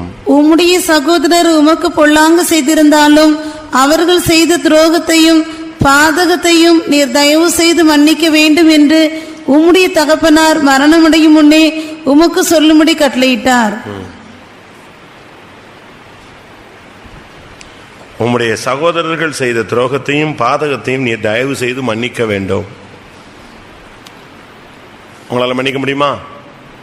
ஆண்டவர்கிட்ட கேட்கிறேன், ஆண்டவரே மன்னியும், எங்களுடைய பாதகங்களை மன்னியும். நம்ம மற்றவங்களுக்கு விரோதமா செய்யறது எல்லாமே யாருக்கு விரோதமானதுதான்? பத்சேபாளோடு பாவம் செஞ்சுட்டு தாவீது அறிக்கையிடும் போது சங்கீதத்தில் சொல்றாரு, நான் தேவரீர் ஒருவருக்கு விரோதமா என்ன செஞ்சேன், பாவம் செஞ்சேன். பத்சேபாளுக்கு உரியாக்குன்னு அந்த வேர்டை மென்ஷனே பண்ணல. அது யாருக்கு விரோதமானது? தேவனுக்கு விரோதமானதுன்னு சொல்றாரு. பாதகம் என்பது நம்முடைய வாழ்க்கையில சகோதரர்களுக்கு விரோதமாய் செய்கிறது. நன்றி இல்லாத தன்மைகள் பாதகம் என்று அழைக்கப்படுகிறது. 2வது, நாம் சகோதரருக்கு விரோதமாய், அவங்க பாருங்க, அந்த 10 பேரும் பயங்கரமான ஆளுங்க. அவனை அடிச்சு குழியில தூக்கி போட்டு எடுத்து வித்துட்டு அழகா வீட்டில் போய் எத்தனையோ வருஷமா வெளியே சொல்லாம அப்படியே பல்ல கடிச்சிட்டு உட்காந்துருக்கானு பாருங்க. அவன் செத்துட்டான், அவங்க பிள்ளையா அவன் எங்க போனானோ, மிருகம் பீறிட்டுருச்சு, இப்படியே சொல்லிட்டு இருக்கான். ஆனா மனசாட்சியில ஓடிக்கிட்டே இருக்கு. யோசேப்புக்கு முன்னால வந்த உடனே நம்ம அவனுக்கு அன்னைக்கு செஞ்சதுக்கு இன்னைக்கு என்ன செய்யறோம், தண்டனை அனுபவிக்கிறோம். அந்த குற்றம் அவங்க நெஞ்சில நின்றுகிட்டே இருந்துச்சு. குற்றமுள்ள நெஞ்சு குறுகுறுக்குமா. நம்முடைய பாதகங்கள், நம்ம சகோதரர்களுக்கு விரோதமாய் செய்தது, நன்றி இல்லாத தன்மைகள், இதுக்கெல்லாம் நாம் மன்னிப்பு கேட்க வேண்டிய நேரம். இந்த பாதகம் இருந்துச்சுன்னு சொன்னா அது அதிக பாரத்தை, பேர்டனை உண்டாக்கும். ஏசாயா 24:20. ஏசாயா 24:20. என் ஜனமே, நீ போய் உன் அறைகளுக்குள்ளே பிரவேசித்து உன் கதவுகளை பூட்டிக்கொண்டு சினம் கடந்து போக மட்டும் கொஞ்ச நேரம் ஒழித்துக்கொள். 24:20. இது நான் தப்பா வச்சேன். நான் என்ன சொன்னேன்? ஏசாயா 26 தப்பா சொல்லிட்டேனா? இல்லையா? 24. வெறித்தவனை போல தேசம் தள்ளாடி ஒரு குடிலை போல பெயர்த்து போடப்படும். அதன் பாதகம் அதன் மேல் பாரமாய் இருக்கையால் அது விழுந்து போம், இனி எழுந்திராது. பாதகம் நம்ம மேல இருந்துச்சுன்னா அது பாரமாயிடும். குற்றங்கள் நம்ம மேல இருக்கும்போது ஒரு நாள் நம்ம விழ வச்சிடும், அது நம்மளை எழும்ப விடாது. அதனால தான் சொல்லி இருக்கிறது, ஆண்டவரே என்னுடைய பாதகங்களை நீங்க நெஞ்சிருங்க, இப்பவுமே மன்னிச்சிருங்க. ஆண்டவர் மன்னிச்சிட்டாருன்னா முடிஞ்சிருச்சு, அந்த ஃபைல் க்ளோஸ். சகல பாவங்களையும் இயேசு கிறிஸ்துவின் ரத்தம் சகல பாவங்களையும் நீக்கி நம்மை சுத்திக்கும். அதுக்கு ஒரு திசைவழியில் அந்த பிரதர் என்ன பிரசங்கம் பண்ணாரு, பாவங்களை நீக்கி சுத்திகரிக்கிறது இல்ல, பாவத்தோட ரெக்கார்டையே நீக்கி என்ன செய்யுது, அது சுத்திகரிக்கிறான். மூலம் இருப்பேற்பல அந்த ரெக்கார்டே எடுத்துருது, சுத்தமா பதிவு செய்யப்பட்ட பாவம் முற்றிலும் என்ன செய்யப்படுகிறதே, அகற்றப்படுது, பதிவிலிருந்தே வெளியே போயிடுது. நீங்க யோசிச்சு பாருங்க. அதனால தான் அவன் சொல்றான், ஆண்டவரே கேளும், எனக்கு விரோதமாக எழும்புற ஜனங்களுடைய பேச்சுகளை கேளும், என் ஜெபத்தை கேளும், நிந்தைகள் வழக்காடுகளை கேளும். அதே நேரத்தில் என்னையும் நீர் என்ன செய்யும், என்னுடைய பாதகங்களை நீர் மன்னியும். அடுத்ததாக மத்தேயு 6:12, எங்கள் கடனாளிகளுக்கு நாங்கள் மன்னிக்கிறது போல எங்கள் கடன்களை எங்களுக்கு மன்னியும். கடன், 2 கடன் இருக்கு. ஒன்று பாவக்கடன், மற்றொன்று பணக்கடன். இந்த இடத்துல சொல்லப்பட்டது என்ன கடன்? 2 விதத்திலும் எடுக்கலாம். இங்கே சொல்லிருக்கு, எங்கள் கடனாளிகளுக்கு நாங்கள் மன்னிக்கிறது போல எங்கள் கடன்களை மன்னியும். அதே இதை லூக்கா 11:4 பாருங்க. லூக்கா 11:4, எங்கள் பாவங்களை எங்களுக்கு மன்னியும், நாங்களும் எங்களிடத்தில் கடன்பட்ட எவனுக்கு மன்னிக்கிறோமே. இப்ப இந்த இடத்துல கடனை எப்படி சொல்றாரு? பாவம். 2 இருக்கு. ஒன்று பாவக்கடனையும் தீர்க்கணும், காசு கடனையும் மன்னிக்கணும். சரி, நம்ம மன்னிச்சிருவோமா? நம்மகிட்ட யார்ட்டையாவது வாங்கிட்டு ஒருத்தன் கொடுக்கலன்னா மன்னிச்சிருவோமா? அவ்வளவு பெருந்தன்மை நமக்கு இருக்கா? பாவங்களை மன்னிச்சிட்டீங்களா? உங்க பிள்ளைங்க செஞ்சதை மன்னிச்சிருவீங்க, உங்க பெற்றோர்கள் செஞ்சதை மன்னிச்சிருவீங்க. ஆனா உங்க அண்ணன் தம்பி செஞ்சதை உங்களால என்ன செய்ய முடியாது, மன்னிக்க முடியாது. ஒரு சில பெற்றோர்களுக்கு தாம் பிள்ளை செய்த தவிர என்ன செய்ய முடியல, மன்னிக்க முடியல. நேற்று ஒரு தம்பி வந்தான், அவன் ஒரு தப்பு பண்ணிட்டான். இப்போ அவங்க அப்பா சிக்கு, அவனுக்கு பார்க்கணுன்னு ஆசை. அவங்க அம்மாவிட்ட ஃபோன் பண்ணி, நான் அப்பாவை பார்க்க வரேன், செத்தா கூட நீ வரக்கூடாது. இல்லை, நான் ஜஸ்ட் வந்து பார்த்துறேன், நான் செஞ்சது தப்பு தான், மன்னிப்பு கேட்குறேன், காலில் விழுந்து மன்னிப்பு கேட்குறேன், என்னை ஒரு சான்ஸ் கொடுங்க, அப்பாவை பார்க்க. வந்துடாத. அவன் பையன் சென்னையிலேருந்து இங்கே வரைக்கும் வந்தான், என் ரூம் வரைக்கும் வந்தான். ஆனால் எங்கே போக முடியல அவனால், கடைசி வரைக்கும் அப்பாவை பார்க்காமலே போயிட்டான். நான் சொன்னேன், ஒரு டாக்டர் மாதிரியாவது உள்ளே போயிடலாமே. ஐயோ, என் தங்கச்சி அங்கே இருக்கா, பிசாஸ் மாதிரி பிடிச்சிக்குவாங்க, என்னை ஒரு வழி பண்ணிடுவாங்க, ஆஸ்பத்திரியிலே அசிங்கப்படுத்திடுவாங்க. நான் சொன்னேன், அப்போ ஒன்று செய், நீ பெரிய டாக்டர்கிட்ட பேசி ஐசியூ வார்டில் வச்சு எப்படியாவது உள்ளே பூந்து பார்த்துருங்க. ஐயோ, எங்கே போனாலும் என்னை கொன்னே விடுவாங்க, அவங்க என்னை உள்ளே விடவே மாட்டாங்க. நான் எத்தனையோ ட்ரிப்பு கெஞ்சிட்டேன், அழுதுட்டேன், மன்னிப்பு கேட்டேன், நான் பணம் அனுப்புகிறேன்னு சொல்லிட்டேன். உன் பணமும் தேவையில்லை, உன் மன்னிப்பும் தேவையில்லை, உன் முகமும் தேவையில்லை. நான் உன்னை ஒரே பையன் வளர்த்தேன், அதுக்கு நீ பண்ண துரோகத்துக்கு என் மூஞ்சிலேயே முழிக்கக்கூடாது. அவங்க ஆர்சி எப்படி இருக்குன்னு யோசிச்சு பாருங்க. அவங்களுக்கு என்ன செய்ய முடியல, அந்த பிள்ளைய மன்னிக்க முடியல. இது போல உங்களுக்கு மன்னிக்க முடியுமா? அவங்க சொல்றாங்க, ஆண்டவரே எங்கள் கடன்களை மன்னியும், எங்கள் பாவங்களை மன்னியும். ஒன்று பாதகம் மன்னிக்கப்படணும், 2வது நம்முடைய பாவம் மன்னிக்கப்படணும், 3வது நம்முடைய கடன் மன்னிக்கப்படணும். அது என்ன கடனே? நம்ம ஆண்டவர்கிட்ட ரொம்ப காசு வாங்கிட்டு திருப்பி கொடுக்காம விட்டோமா? ஒரு விசுவாசியினுடைய ஆண்டவருக்கு செலுத்த வேண்டிய கடன் என்ன? பிரசங்கம் பண்ணியிருக்கனே, ஸ்தோத்திரம் பண்றது கடனே, ஸ்தோத்தரிக்க கடனாளிகளாய் இருக்கிறோம், சுவிசேஷம் சொல்ல கடனாளிகளாய் இருக்கிறோம், அன்பு கூற கடனாளிகளாய் இருக்கிறோம். இதெல்லாம் பைபிள்ல இவ்வளவு வசனங்கள் இருக்கு. நான் சுவிசேஷம் சொல்லாததுக்கு என்ன மன்னியும், மற்றவங்களை மன்னிக்காமல் இருக்கிறதுக்கு என்ன மன்னியும், மற்றவங்களுக்காக ஸ்தோத்திரம் பண்ணாமல் இருக்கிறதுக்கு என்ன மன்னியும். வசனம் சொல்றேன், சொல்லுங்க வரிசையா. ரோமர் 1ஆம் அதிகாரம் சுவிசேஷத்துக்கு கடன். தெசலோனிக்கர் 2 தெசலோனிக்கர் 1:3 டக்கு டக்குன்னு வாசிங்க. ரோமர் 1:15 1:14 கிரேக்கருக்கும் மற்ற அந்நியருக்கும் ஞானிகளுக்கும் மூடருக்கும் நான் கடனாளியாய் இருக்கிறேன். அதுக்கு மேல் வசனம். சகோதரரே, புறஜாதிகளான மற்றவர்களுக்குள்ளே நான் பலனை அடைந்தது போல உங்களுக்குள்ளும் சில பலனை அடையும்படிக்கு உங்களிடம் சுவிசேஷம் அறிவிக்க என்னால் இயன்ற மட்டும். ஆகையால் ரோமபுரியில் இருக்கிற உங்களுக்கும் என்னால் இயன்ற மட்டும் சுவிசேஷத்தை பிரசங்கிக்க விரும்புகிறேன். சுவிசேஷம் அறிவிக்க கடனாளிகள். 2 தெசலோனிக்கர் 1:3.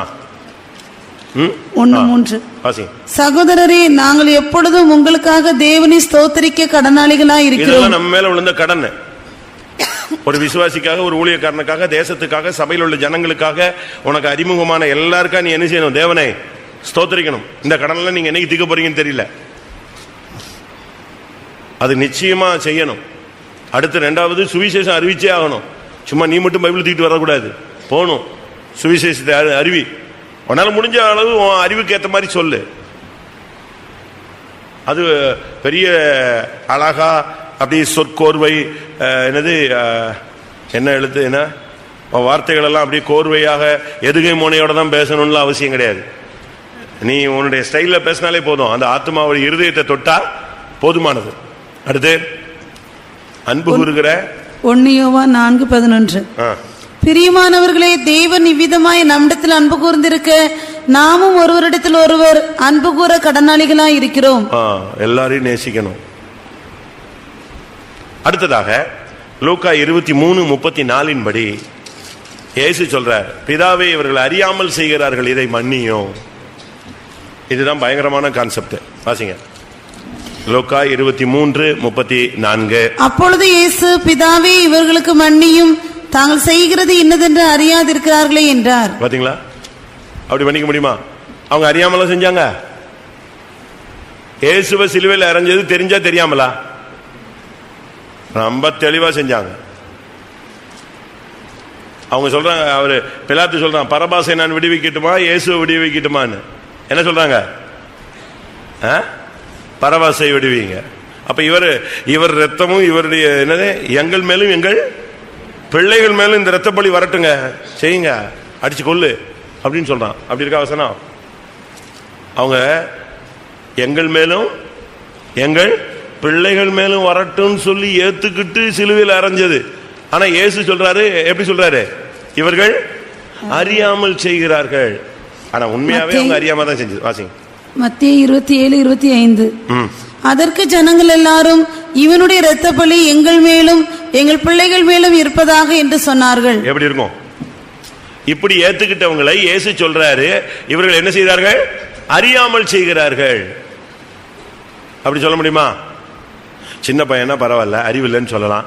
இவனுக்கு தான் எல்லாம் தெரியுமே, இவன் இப்படி வளர்ந்துருக்கானே, இவனுக்கா தெரியாது? கல்யாணம் கட்டியிருக்கிறான், குழந்தை பெற்றிருக்கிறான், ஊழியத்துக்கு வந்து இத்தனை வருஷம் ஆச்சு, இவனுக்கா தெரியாது அப்படின்னு சொல்றோம். ஆனா இயேசுனுடைய கான்செப்ட் படி என்ன சொல்றாரு? இவர்களை அறியாமல் செய்கிறார்கள், இவர்களை மன்னியும். அப்படி சொல்ல முடியுமா நமக்கு? இயேசு அப்படி சொன்னார். அதனால தான் சொல்லியிருக்கிறது, ஆண்டவரே கேளும், ஆண்டவரே மன்னியும், பாதகங்களை மன்னியும், பாவத்தை மன்னியும், கடன்களை மன்னியும். கடைசியாக 3வது, ஆண்டவரே கவனியும். அதான் ரொம்ப முக்கியமானது. எதை கவனிக்கணும்?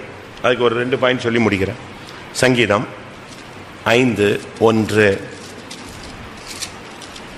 சங்கீதம் 5:1. கர்த்தாவே என் வார்த்தைகளுக்கு செவிகொடும், என் தியானத்தை கவனியும். கவனியும். ஆண்டவர் கவனிக்கிறது நம்முடைய தியானத்தை கவனிக்கிறார். உங்களுடைய தியானம் எப்படி இருக்கு?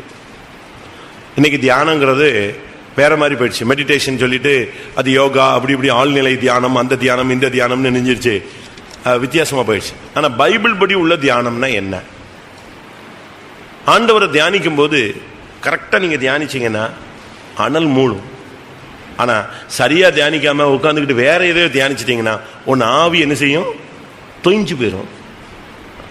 நீங்க தேவ சமூகத்துல தான் இருப்பீங்க, ஃபுல்லா டல் ஆயிடுவீங்க. வாசிங்க 39 சங்கீதம் 3 வசனம்.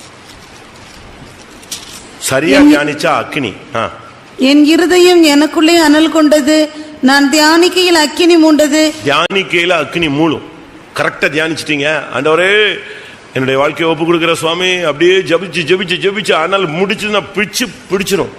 ஆனா அதே நேரத்தில் அந்த அதே கூட்டத்தில் உட்கார்ந்துருக்கிற ஆளு வேற எதையோ தியானிச்சு, சரி நமக்கு இப்படி ஆயிடுச்சு, எப்படி ஆயிடுச்சு, ஆண்டவர் விட்டாரு, ஐயோ போச்சு, சரி எல்லாரும் ஜெபிக்கிட்டோம், சரி வந்துட்டோம் அப்படின்னு உட்கார்ந்துட்டான்னா அவன் ஆவி என்ன செய்யும்? அவன் வேற ஏதோ ஒரு தியானத்தில் இருப்பான். வாசிங்க 77ஆம் சங்கீதம் 3ஆம் வசனம். உன்னுடைய தியானத்துல அக்னி வருதா, ஆவி தொய்ந்து போதா? நான் தியானிக்கும் போது என் ஆவி தொய்ந்து போயிற்று. ஒண்ணுமில்லாம போச்சு. ரெண்டுமே தியானம் தான். ஒருத்தர் அதை சரியா பயன்படுத்தும் போது அது எப்படி ஆயிடுச்சு? அக்னி பிடிச்சிருச்சு. இன்னொருத்தர் அதை சரியா பயன்படுத்தாத போது ஆவி நெஞ்சிருச்சு, தொய்ந்து போச்சு. அதனால தான் சிலர் கூட்டம் முடிஞ்சு பயங்கர எழுப்புல போவாங்க, சிலர் அப்படி செத்து போன மாதிரியே திரும்பி போவோம். ஏன்னா அந்த கூட்டத்தை அவன் என்ன செய்யல, யூஸ் பண்ணல. அதான் முக்கியம். இப்போ வியாதியஸ்தரா ஆஸ்பத்திரிக்கு போறாங்க. ஒரு சிலர்லாம் பாருங்க, வீட்டுக்கு போகும்போது காரில் திரும்பி போகும்போது இல்லை நடந்து போகும்போது நல்ல சுகதேகியா போவாங்க, நான் வந்தேன் எனக்கு சுகமாயிடுச்சு.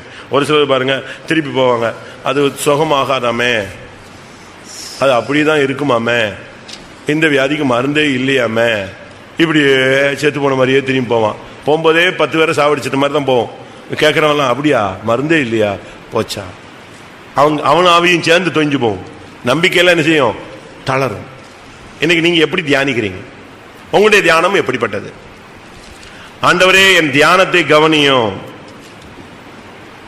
அதான் முக்கியம். ஆண்டவர் நம்முடைய தியானத்தை கவனிக்கிறார். ஈசாக்கு தியானம் பண்ணும்படியாக சாயங்கால வேளையில் வெளியில் போயிருந்தான். ஆதியாகமம் 24:63. 24 ஆதியாகமம் 24:63. ஈசாக்கு சாயங்கால வேளையிலே தியானம் பண்ண வெளியிலே போயிருந்து அங்கேதான் அவன் ரெபெக்காளை பார்த்தான். உன்னுடைய ஜெபத்துக்கு நீ தியானம் பண்ணினா உனக்கு பதில் கிடைக்கும். அவன் ஒரு டைம் வச்சிருந்தான். ஈசாக்குக்கு தியான டைம் என்னது? சாயங்காலம். ஏன்னா அப்பாவை கவனிக்கணும், அம்மா இல்லை, அம்மா இறந்துட்டாங்க, இப்போ அப்பாவை என்ன செய்யணும், கவனிக்கணும். அடுத்த ஆடு மாடுகள் எல்லாம் என்ன செய்யணும், கிளியர் பண்ணி பட்டியில் வந்து அடைக்கணும். எல்லாம் தண்ணி கட்டி கரெக்டாக அடைச்சிட்டு அப்பாவை பார்த்துட்டு நேரம் எங்கே வரான், ஊருக்கு வெளியே. எதுக்கு வர்றான்? ஆண்டவரை நோக்கி தியானம் பண்ண வரான். அவனுக்கு ஒரு டைம். ஆனால் அதே நேரத்தில் தாவீதை பார்த்தீங்கன்னா அவருக்கு பிரச்சனை இல்லை, ஆடு மேய்க்க வேண்டியதில்லை, இப்போ எல்லாத்தையும் விட்டுட்டாரு. இப்போ யாராயிட்டார்? அவரு கிங் ஆயிட்டார், எம்பரர் ஆயிட்டார், பெரிய பேரரசர். ஆனால் அப்படினால அவனுக்கு டைம் இருந்துச்சு. அதன் டைமை அவன் அழகா யூஸ் பண்ணான். அந்தி சந்தி மத்தியான வேளைகளில் 55ஆம் சங்கீதம் 17ஆம் வசனம். அவனுக்கு 3 டைம் ஜெபத்தை வச்சுக்கிட்டான். 55:13. அந்தி சந்தி மத்தியான வேளைகளிலும் நான் தியானம் பண்ணி முறையிடுவேன். பாத்தீங்களா? தாவீதுக்கு அவனுடைய அந்த தியானங்கிறது ஒரு விதத்துல ஆண்டோடைய பாதத்துல அமர்ந்திருக்கிற ஒரு தன்மை. ஈசாக்கு சாயங்கால வேலையை வச்சிருந்தான். தாவீதுக்கு ஃப்ரீ இருந்ததுனால எத்தனை டைம் வச்சுக்கிட்டான்? 3 டைம்ஸ் வச்சுக்கிட்டான். அந்தி சந்தி மத்தியானம், எல்லா காலையில மத்தியானம் சாயங்காலம் 3 நேரமும் கரெக்டா போயிடும். முஸ்லீம் எத்தனை தரம்? முஸ்லீம் 5 முறை கரெக்டாயத்துக்கு அடிச்சுட்டு வாங்க. அடிச்சுட்டானா ஓதிட்டானா எங்க போயிடுவான்? கட்சி பித்தி தலையில போட்டுருவான். அவன் வெக்கமே பட மாட்டான். நம்ம ஆளுங்க தாங்க அந்த டைம் வந்தா அவங்க வெளியால் உட்காந்துருக்க. ட்ரெயின்ல பாருங்க, அன்னைக்கு நாங்கள் வரோம், அழகா கரெக்டா அவன் அவ்வளோ நேரம் பேசினான்னு சிரிச்சுக்கிட்டு இருந்தான். சடார்னு அந்த இடத்துல எதை போட்டான், துண்டை விரிச்சிட்டானே. நம்ம ஆளுங்க யாரையாவது ஜெபிக்க சொல்லுங்க அப்படின்னு பைபிளே எடுக்க மாட்டான். ஸ்தோத்திரம் ஸ்தோத்திரம்னா பைபிளே உள்ள வச்சுக்குவான், வெளியே எடுக்க மாட்டான். ஏன்னா பெந்தேகோஸ்காரன் கண்டுபிடிச்சிருவான், ஸ்தோத்திரம் பண்ணா ஏதாவது கேட்டுருவான். அவன் அதெல்லாம் கவலையே படுறதில்ல, கொள்ளாவை தூக்கி வச்சிருவான், ஒரு துண்டை விரிப்பான். நான் பார்த்துக்கிட்டே இருக்கேன், நான் இதெல்லாம் வேடிக்கை பார்த்துட்டே இருக்கேன். ஒரு நாள் அந்த கீச்சைன், நம்மளாம் கீச்சைன் நேரப்போக்குக்கு வச்சிருப்பான், நார்த்து சவுத்துலாம் பார்த்துருக்கீங்களா? ஒரு சின்ன கீச்சைன் இருக்கும், அது ரவுண்ட் அடிச்சுக்கிட்டே இருக்கும், நம்ம திசை காட்டும் கருவி.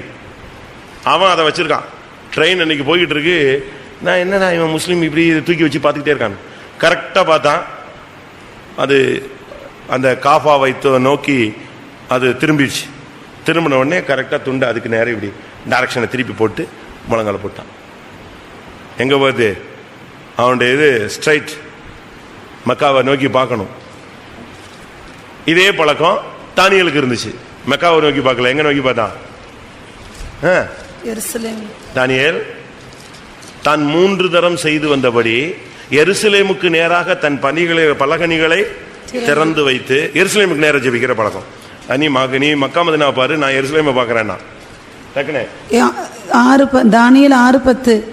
தானியேலோ வென்றால் அந்த பத்திரத்துக்கு கையெழுத்து வைக்கப்பட்டது என்று அறிந்த போதிலும் தன் வீட்டுக்குள்ளே போய் தன் மேலறையிலே எருசலேமுக்கு நேராக பலகணிகள் திறந்திருக்க. பாத்தீங்களா? எருசலேமுக்கு நேராக அவன் ஜெபிச்சான். நீங்க எங்க நோக்கி ஜெபிக்கணும்? ஏசாயா எங்க நோக்கி ஜெபிச்சாரு? எசேக்கியா எங்க நோக்கி ஜெபிச்சாரு? நம்ம ஆளுங்க வந்து ரொம்ப வீக், பைபிள்ல ரொம்ப வீக். உங்களுக்கு எங்கேயோ இந்த சிஎஸ்எஸ் ஸ்கூல்ல எங்கேயோ ஒரு போட்டி வைக்கிறேன், அதுக்கு வேணா உங்களை சேர்த்து விடலாம். அப்படியாவது கொஞ்சம் பைபிள் படிங்க. நம்முடைய ஜெபம் என்ன? எசேக்கியாவும் ஏசாயாவும் வானத்தை நோக்கி அபயமிட்டார்கள். வாசிங்க. 2 நாளாகமம் 33:32-20. இது நிமித்தம் ராஜாவாகிய எசேக்கியாவும் ஆமோசின் குமாரனாகிய ஏசாயா தீர்க்கதரிசியும் பிரார்த்தித்து வானத்தை நோக்கி அபயமிட்டார்கள். அவங்க வானத்தை நோக்கி, சீயோனை நோக்கி பாரு. நமக்கு எருசலேம் இங்க லோக்கல்ல இருக்கிற எருசலேமும் கிடையாது, லோக்கல்ல இருக்கிற காஃபாவும் மக்காவும் கிடையாது. நமக்கு பரிசுத்த ஸ்தலம் எங்க இருக்கு? மேல இருக்கு. வானத்தை நோக்கி அபயமிட்டார். நம்முடைய தியானம் எப்படி இருக்கு? உன்னுடைய தியானம் மல்கியால சொல்லி இருக்கிறது, உம்முடைய நாமத்தை தியானிக்கிறேன். சங்கீதம் 1:2 வாசிக்கிறோம், உம்முடைய வேதத்தை தியானிக்கிறேன். வாசிங்க. மல்கியா 3:16 ஆண்டோடைய நாமத்தை தியானிக்கிறது. சங்கீதம் 1:2 வேதத்தை தியானிப்பது. கர்த்தருக்கு பயந்தவர்களுக்காகவும் அவருடைய நாமத்தை தியானிக்கிறவர்களுக்காகவும் ஞாபக புஸ்தகம் ஒன்று அவருக்கு முன்பாக எழுதப்பட்டிருக்கிறது. ஆண்டோடைய நாமத்தை தியானிச்சா ஞாபக புஸ்தகம் எழுதிக்கிட்டே இருப்பாரு. எத்தனை தரம் நாமத்தை தியானிச்சான், ஆண்டவரை உயர்த்தினான், ஸ்துதிச்சான், எவ்வளவு நேரம் ஜெபிச்சான், எவ்வளவு நேரம் ஆண்டவரை மகிமைப்படுத்தினா, அது ஒரு புக்கில் எழுதிக்கிட்டே இருப்பார். எத்தனை மணி நேரம் ஸ்தோத்திரம், எத்தனை ஸ்தோத்திரம். சில வீடுகள்லாம் பாருங்க, அது ஒரு பிராக்டிஸ். இப்போ மற்றவங்கெல்லாம் ஆர்சியில் என்ன செய்கிறாங்க? ரொசாரி, என்னது ரொசாரி தானே, அந்த ஜபமாலையை உருட்டிக்கிட்டே இருப்பாங்க. அதாவது அதனுடைய தாட்டு வந்து சரிதான் ஒரு விதத்தில். அதாவது எத்தனை தரம்ங்கிறதா அவங்களுடைய முக்கியம். நீங்கள் என்ன பண்ணுறீங்க? ஒரு வயசான அம்மா ஃபைத்தம்ல இருந்துச்சு, இப்போ இருக்கான்னு தெரில. அது இந்த சீனிக்கெல்லாம் பொறுக்கி வச்சிருந்துச்சு. நான் நினச்சேன், இது இந்த வயசு காலத்தில் என்னத்தை விளையாட போகுதுன்னு பார்த்து, அது விளையாடலை. இந்த பாக்கெட்லேருந்து இந்த பாக்கெட்டுக்கு என்ன செய்யும்? சோத்திரம் சோத்திரம் சோத்திரம் சோத்திரம் சோத்திரம்னா அந்த கல் அடுத்த பாக்கெட்டை போயிடுச்சுன்னா என்னது? இத்தனை தோத்திரம். நம்ம அப்படி பண்றோமா? எவ்வளவு நேரம் ஆண்டோடைய நாமத்தை தியானிக்கிறோம்? யோசிச்சு பாருங்க. இரவும் பகலும் கர்த்தருடைய வேதத்தில் தியானமா இருக்கிற மனுஷன் பாக்கியவான், அவன் செய்வதெல்லாம் வாய்க்கும். ஆண்டோடைய வார்த்தையை தியானிக்கணும். இப்படி ஒரு பிராக்டிஸை நம்ம இந்த நாட்களில் கொண்டு வர வேண்டியது அவசியம். அப்படி ஆண்டவருடைய நாமத்தை நீ தியானிச்சுக்கிட்டே இருந்தேன்னா உனக்கு முன்னாக ஒருத்தனும் எதிர்த்து நிற்க முடியாது. யோசுவா 1 அதிகாரத்தில் இரவும் பகலும் அதுவே உன் தியானமாய் இருப்பதாக. யோசுவா 1:8. இந்த நியாயப்பிரமாண புஸ்தகம் உன் வாயை விட்டு பிரியாதிருப்பதாக. இதில் எழுதியிருக்கிறவர்களின் படியெல்லாம் நீ செய்ய கவனமாய் இருக்கும்படி இரவும் பகலும் அதை தியானித்துக் கொண்டிருப்பாயாக. அப்பொழுது நீ உன் வழியை வாய்க்க பண்ணுவாய், அப்பொழுது புத்திமானாயும் நடந்து கொள்ளுவாய். அப்ப நீ 5ஆம் வசனத்துல நீ உயிரோடு நாளெல்லாம் ஒருவனும் உனக்கு முன்னால நிச்சய முடியாது, நிக்கவே முடியாது. அது அவனுக்கு கொடுத்த ஒரு வாக்குத்தத்தம். அடுத்ததாக கவனிக்கிற இன்னொரு காரியம், சங்கீதம் 17:1. கர்த்தாவே நியாயத்தை கேட்டருளும், என் கூப்பிடுதலை கவனியும். கூப்பிடுதலை கவனியும். ஜபத்தினுடைய இன்னொரு போர்ஷன் கூப்பிடுதல். இப்போ ஒரு ஆள் போறாரு, பிரதர் அப்படின்னா அவனுக்கு கேட்டாதான் என்ன செய்வான்? கேட்டாதானே திரும்புவான். அங்க 10 பிரதர் போயிட்டு இருக்கும்போது பிரதர்னா எந்த பிரதர் திரும்புவாரு? இங்கே சொல்லியிருக்கு, என் கூப்பிடுதலை கவனியும். உன்னுடைய கூப்பிடுதல் என்பது கரெக்டா இருக்கணும், இல்ல சவுண்டா இருக்கணும். அந்த கூப்பிடுதல் கரெக்டா இருந்துச்சுன்னா உனக்கு பதிலும் வரும். ஏசாயால வாசிக்கிறோம் 30 ஏசாயா 30:19. உன் கூப்பிடுதலின் சத்தத்தை கேட்ட உடனே இறங்கிடுவார். அவர் உன் கூப்பிடுதலின் சத்தத்துக்கு அவர் உருக்கமாய் இறங்கி அதை கேட்ட உடனே உனக்கு மறு உத்தரவு அருளுவார். அப்படி நீ கூப்பிடணும். உன்னுடைய கூப்பிடுதலின் சத்தம் தான் ரொம்ப முக்கியம். நீங்க அப்படி கூப்பிடுறீங்களா? ஒரு ஆபத்தில் இருக்கும்போது நம்முடைய கூப்பிடுதலின் சத்தம் தான் முக்கியம். வாசிங்க நெகேமியா 9:9. ஆண்டவரே என் சிறுமையை கண்ணோக்கி பார்த்து என் கூப்பிடுதலின் சத்தத்தை கேள். எகிப்திலே எங்கள் பிதாக்கள் அனுபவித்த சிறுமையை நீர் கண்டு சிவந்த சமுத்திரத்தில் அவர்கள் கூப்பிடுதலை கேட்டீர். பாத்தீங்களா? நீங்க அந்த கூப்பிடுதலை பத்தி நான் உங்களுக்கு விளக்கம் சொல்றேன். எகிப்துல ஒரு வழி ஆயிட்டாங்க அவங்க. சரி விட்டா போதுன்னு தப்பி எங்க வந்தாச்சு? செங்கடல் கிட்ட வந்தாச்சு. அப்படித்தான் இருக்கு. சிவந்த சமுத்திரத்துக்கிட்ட வந்தாச்சு. சிவந்த சமுத்திரத்துக்கிட்ட வந்தா யார் வந்துட்டா? மறுபடியும் அதே ப்ராப்ளம் வந்துருச்சு. அதே ஆள் வந்துட்டான். எகிப்து வந்துருச்சு. என்ன பண்ணுவீங்க? அப்ப இவங்களுடைய கூப்பிடுதல் எப்படி ஒரு 6 லட்சம் பேரும் கடந்து கத்தனானா எப்படி கத்திருப்பான்? லட்சக்கணக்கான ஜனங்களும் ஐயோ வந்துட்டானே சுவாமி, என்ன பண்ணுவீங்க, எங்களை காப்பாத்துங்க. உடனே அந்த அக்னி ஸ்தம்பம் எங்க போயிடுச்சு? உடனே அந்த அக்னி ஸ்தம்பம் எங்க போச்சு? பெண்ணால போய் அவனையும் இவனையும் கேப் கொடுத்துருச்சு, நிப்பாட்டிடுச்சு. பயங்கரமா இருந்துச்சு அந்த கூப்பிடுதலின் சத்தம். ஏன்னா முன்னால செங்கடல் அப்படி நிக்குது, இன்னும் பிளக்கல. பின்னால அவன் வந்துட்டான், அவன் நெருங்கிட்டான். இனி கொஞ்ச நேரத்துல கொன்றுவான், இல்லைன்னா பிடிச்சிட்டு போயிடுவான். அப்படி ஒரு கட்டம் வந்துடக்கூடாதுங்கும் போது இவங்க கத்துற அந்த கூப்பிடுதலின் சத்தம் உடனே கத்திரன்னு செஞ்சாரு. வாசிங்க அப்படி ஒரு வசனம். அவர்களுக்கு முன்னாக சென்ற அந்த இது பின்னாக போனது. யாத்திராகமம் 14:19.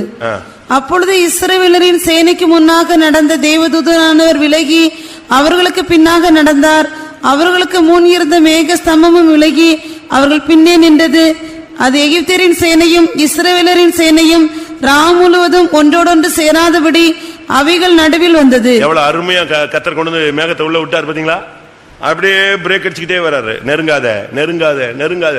இவங்க எல்லாம் ஐயோ வந்துட்டானே வந்துட்டானே கத்துறான். நம்முடைய கூப்பிடுதலின் சத்தம், நம்முடைய சிறுமையை கண்டு நம்முடைய கூப்பிடுதலின் சத்தத்தை கேட்கிற தேவன். அதனால தான் சொல்றான், ஆண்டவரே கவனியும். என்னது கவனியும்? எங்க வீட்டுக்காரர் எங்க போறாருன்னு கவனியும். அப்படியா? நான் போன பிறகு வீட்டில் என்ன நடக்கிறது என்று கவனியும். அப்படியா? ஸ்பையா அவரு இல்ல கேமராவா? அவன் சொல்றான், என்னுடைய கூப்பிடுதலின் சத்தத்தை நீங்க என்ன செய்யுங்க? கவனிங்க. சங்கீதம் 2 சாமுவேல் 22:7. நெருக்கத்தில் நான் உம்மை நோக்கி கூப்பிடுகிறேன். எனக்கு உண்டான நெருக்கத்திலே கர்த்தரை நோக்கி கூப்பிட்டு என் தேவனை நோக்கி அபயமிட்டேன். தமது ஆலயத்திலிருந்து என் சத்தத்தை கேட்டார்.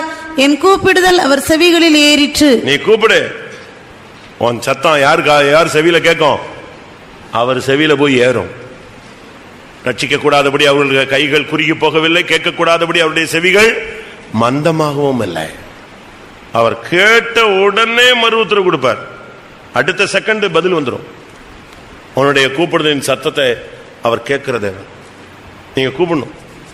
உங்களுடைய கூப்பிடுதல் கரெக்டா அந்த சம்பந்தப்பட்ட ஆள்கிட்ட போய் நிற்கும். நீ ஆண்டவரை நோக்கி நீங்க கூப்பிட்டு பாருங்க. ஆண்டவரே என் கூப்பிடுதலை கவனியும், என் தியானத்தை கவனியும். ஆண்டவரே என் பாதகத்தை மன்னியும், என் கடன்களையும் பாவங்களையும் மன்னியும். ஆண்டவரே அவன் நிந்தித்த வார்த்தையை கேளும், என்னோட வழக்காடுடைய சத்தத்தை கேளும், என் ஜப சத்தத்தை கேளும். எல்லாரும் கண்களை மூடுவோம். தாமதியாமல் செய்யும். இந்த 3 காரியத்தையும் அவன் சொல்றான். தாமதியாமல் செய்யும், உம்முடைய நாமம் எங்களுக்கு தரிக்கப்பட்டிருக்கிறதே. ஆமே. எத்தனை பேர் இன்றைக்கு இந்த ஜபத்தை பண்ண போறீங்க? இது தானியேலுடைய ஜபம். அருமையான ஒரு ஜபம் பண்றான். எனக்கு இந்த வார்த்தையை நான் படிச்சதுல இருந்து என் மண்டையில ஓடிக்கிட்டே இருந்துச்சு. இப்படி ஒரு வார்த்தை சொல்லியிருக்கானே, ஆண்டவரே கேளும், ஆண்டவரே மன்னியும், ஆண்டவரே கவனியும், தாமதியாமல் செய்யும், உம்முடைய நாமம் எங்களுக்கு தரிக்கப்பட்டிருக்கிறதே. எல்லாரும் கண்களை மூடி 2 நிமிஷம் முழங்கால் போடும். ஒரு ஜெபம் பண்ணுங்க. நீங்களே ஜெபம் பண்ணுங்க. கர்த்தாவே நீர் கேளும். ஆண்டவரே சத்துருக்கள் உம்மை நிந்திப்பதை கேளும். என்னோடு வழக்காடுகளுடைய சத்தத்தை நீர் கேளும். வாய் திறந்த ஒரு ஜெபம் பண்ணுங்க பார்க்கலாம். என் விண்ணப்பத்தின் சத்தத்தை கேளும். என் பாதகங்களை மன்னியும், என் கடன்களை மன்னியும், என் பாவங்களை மன்னியும், என் தியானத்தை கவனியும், என் கூப்பிடுதலின் சத்தத்தை கவனியும். ஆமென். இது உங்க நேரம். 2 நிமிஷம் டைம் தரேன். உங்களுக்கு மன்னிப்பு கேட்கணும்னா மன்னிப்பு கேளுங்க, கவனிக்க சொல்லுன்னா கவனிக்க சொல்லுங்க. ஆண்டவரே என் சத்தத்தை கேளுன்னா கேட்க சொல்லுங்க. தேவன் இந்த 3 காரியங்களையும் செய்கிற தேவன். ஆமென். ஹல்லேலூயா, ஹல்லேலூயா. உனக்கு விரோதமாய் பலரும் பல விதங்களில் பேசலாம், அதை கேட்கிற தேவன் ஒருவர் உண்டு. உன் குறைகள் எதுவா இருந்தாலும் அதை மன்னிக்கிற தேவன் உண்டு.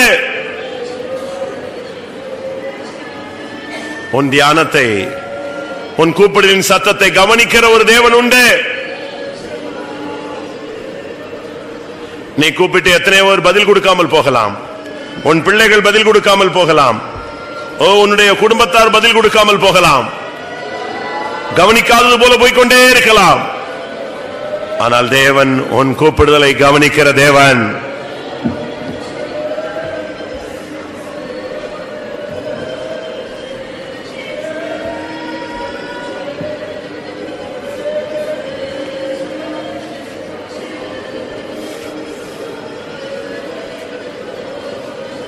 மெய்யாகவே இந்த 3 காரியமும் என்னுடைய காரியத்துல கர்த்தர் கேட்கணும், மன்னிக்கணும், கவனிக்கணும் சொல்றவங்க கை வைத்துங்க.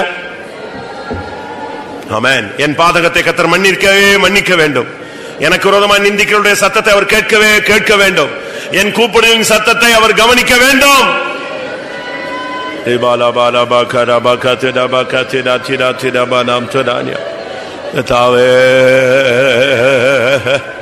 ஐயா, கூப்பிடுதலின் சத்தத்தை கவனியோம். எங்கள் பாதகங்கள் பாவங்களை மன்னியோம். எங்களோடு விரோதமாக எழும்பி போராடுகளுடைய சத்தத்தை நீர் கேளும்.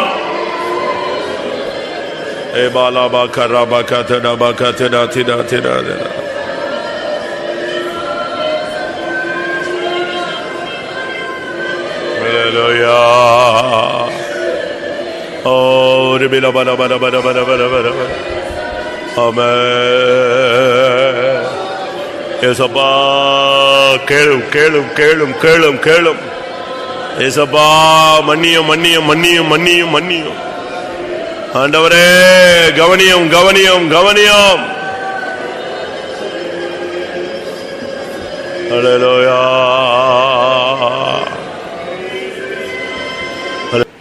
நமக்கு விரோதமானவருடைய சத்தத்தை கேட்கும்படியாக, நம்முடைய பாதகங்களை மன்னிக்கும்படியாக, நம்முடைய கூப்பிடலின் சத்தத்தை கவனிக்கும்படியாக அவர் இறங்கி வந்தபடினால ஸ்தோத்திரம் பண்ணுவோம்.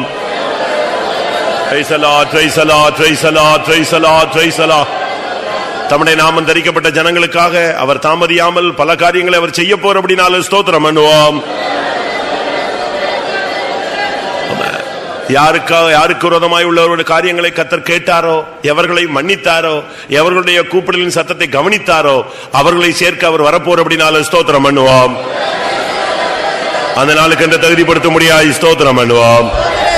பிதா குமாரன் பரிசுத்த ஆவியானவருக்காய் ஸ்தோத்திரம் பண்ணுவோம். எல்லா மகிமையும் அவருக்கே செலுத்தி ஸ்தோத்திரம் பண்ணுவோம்.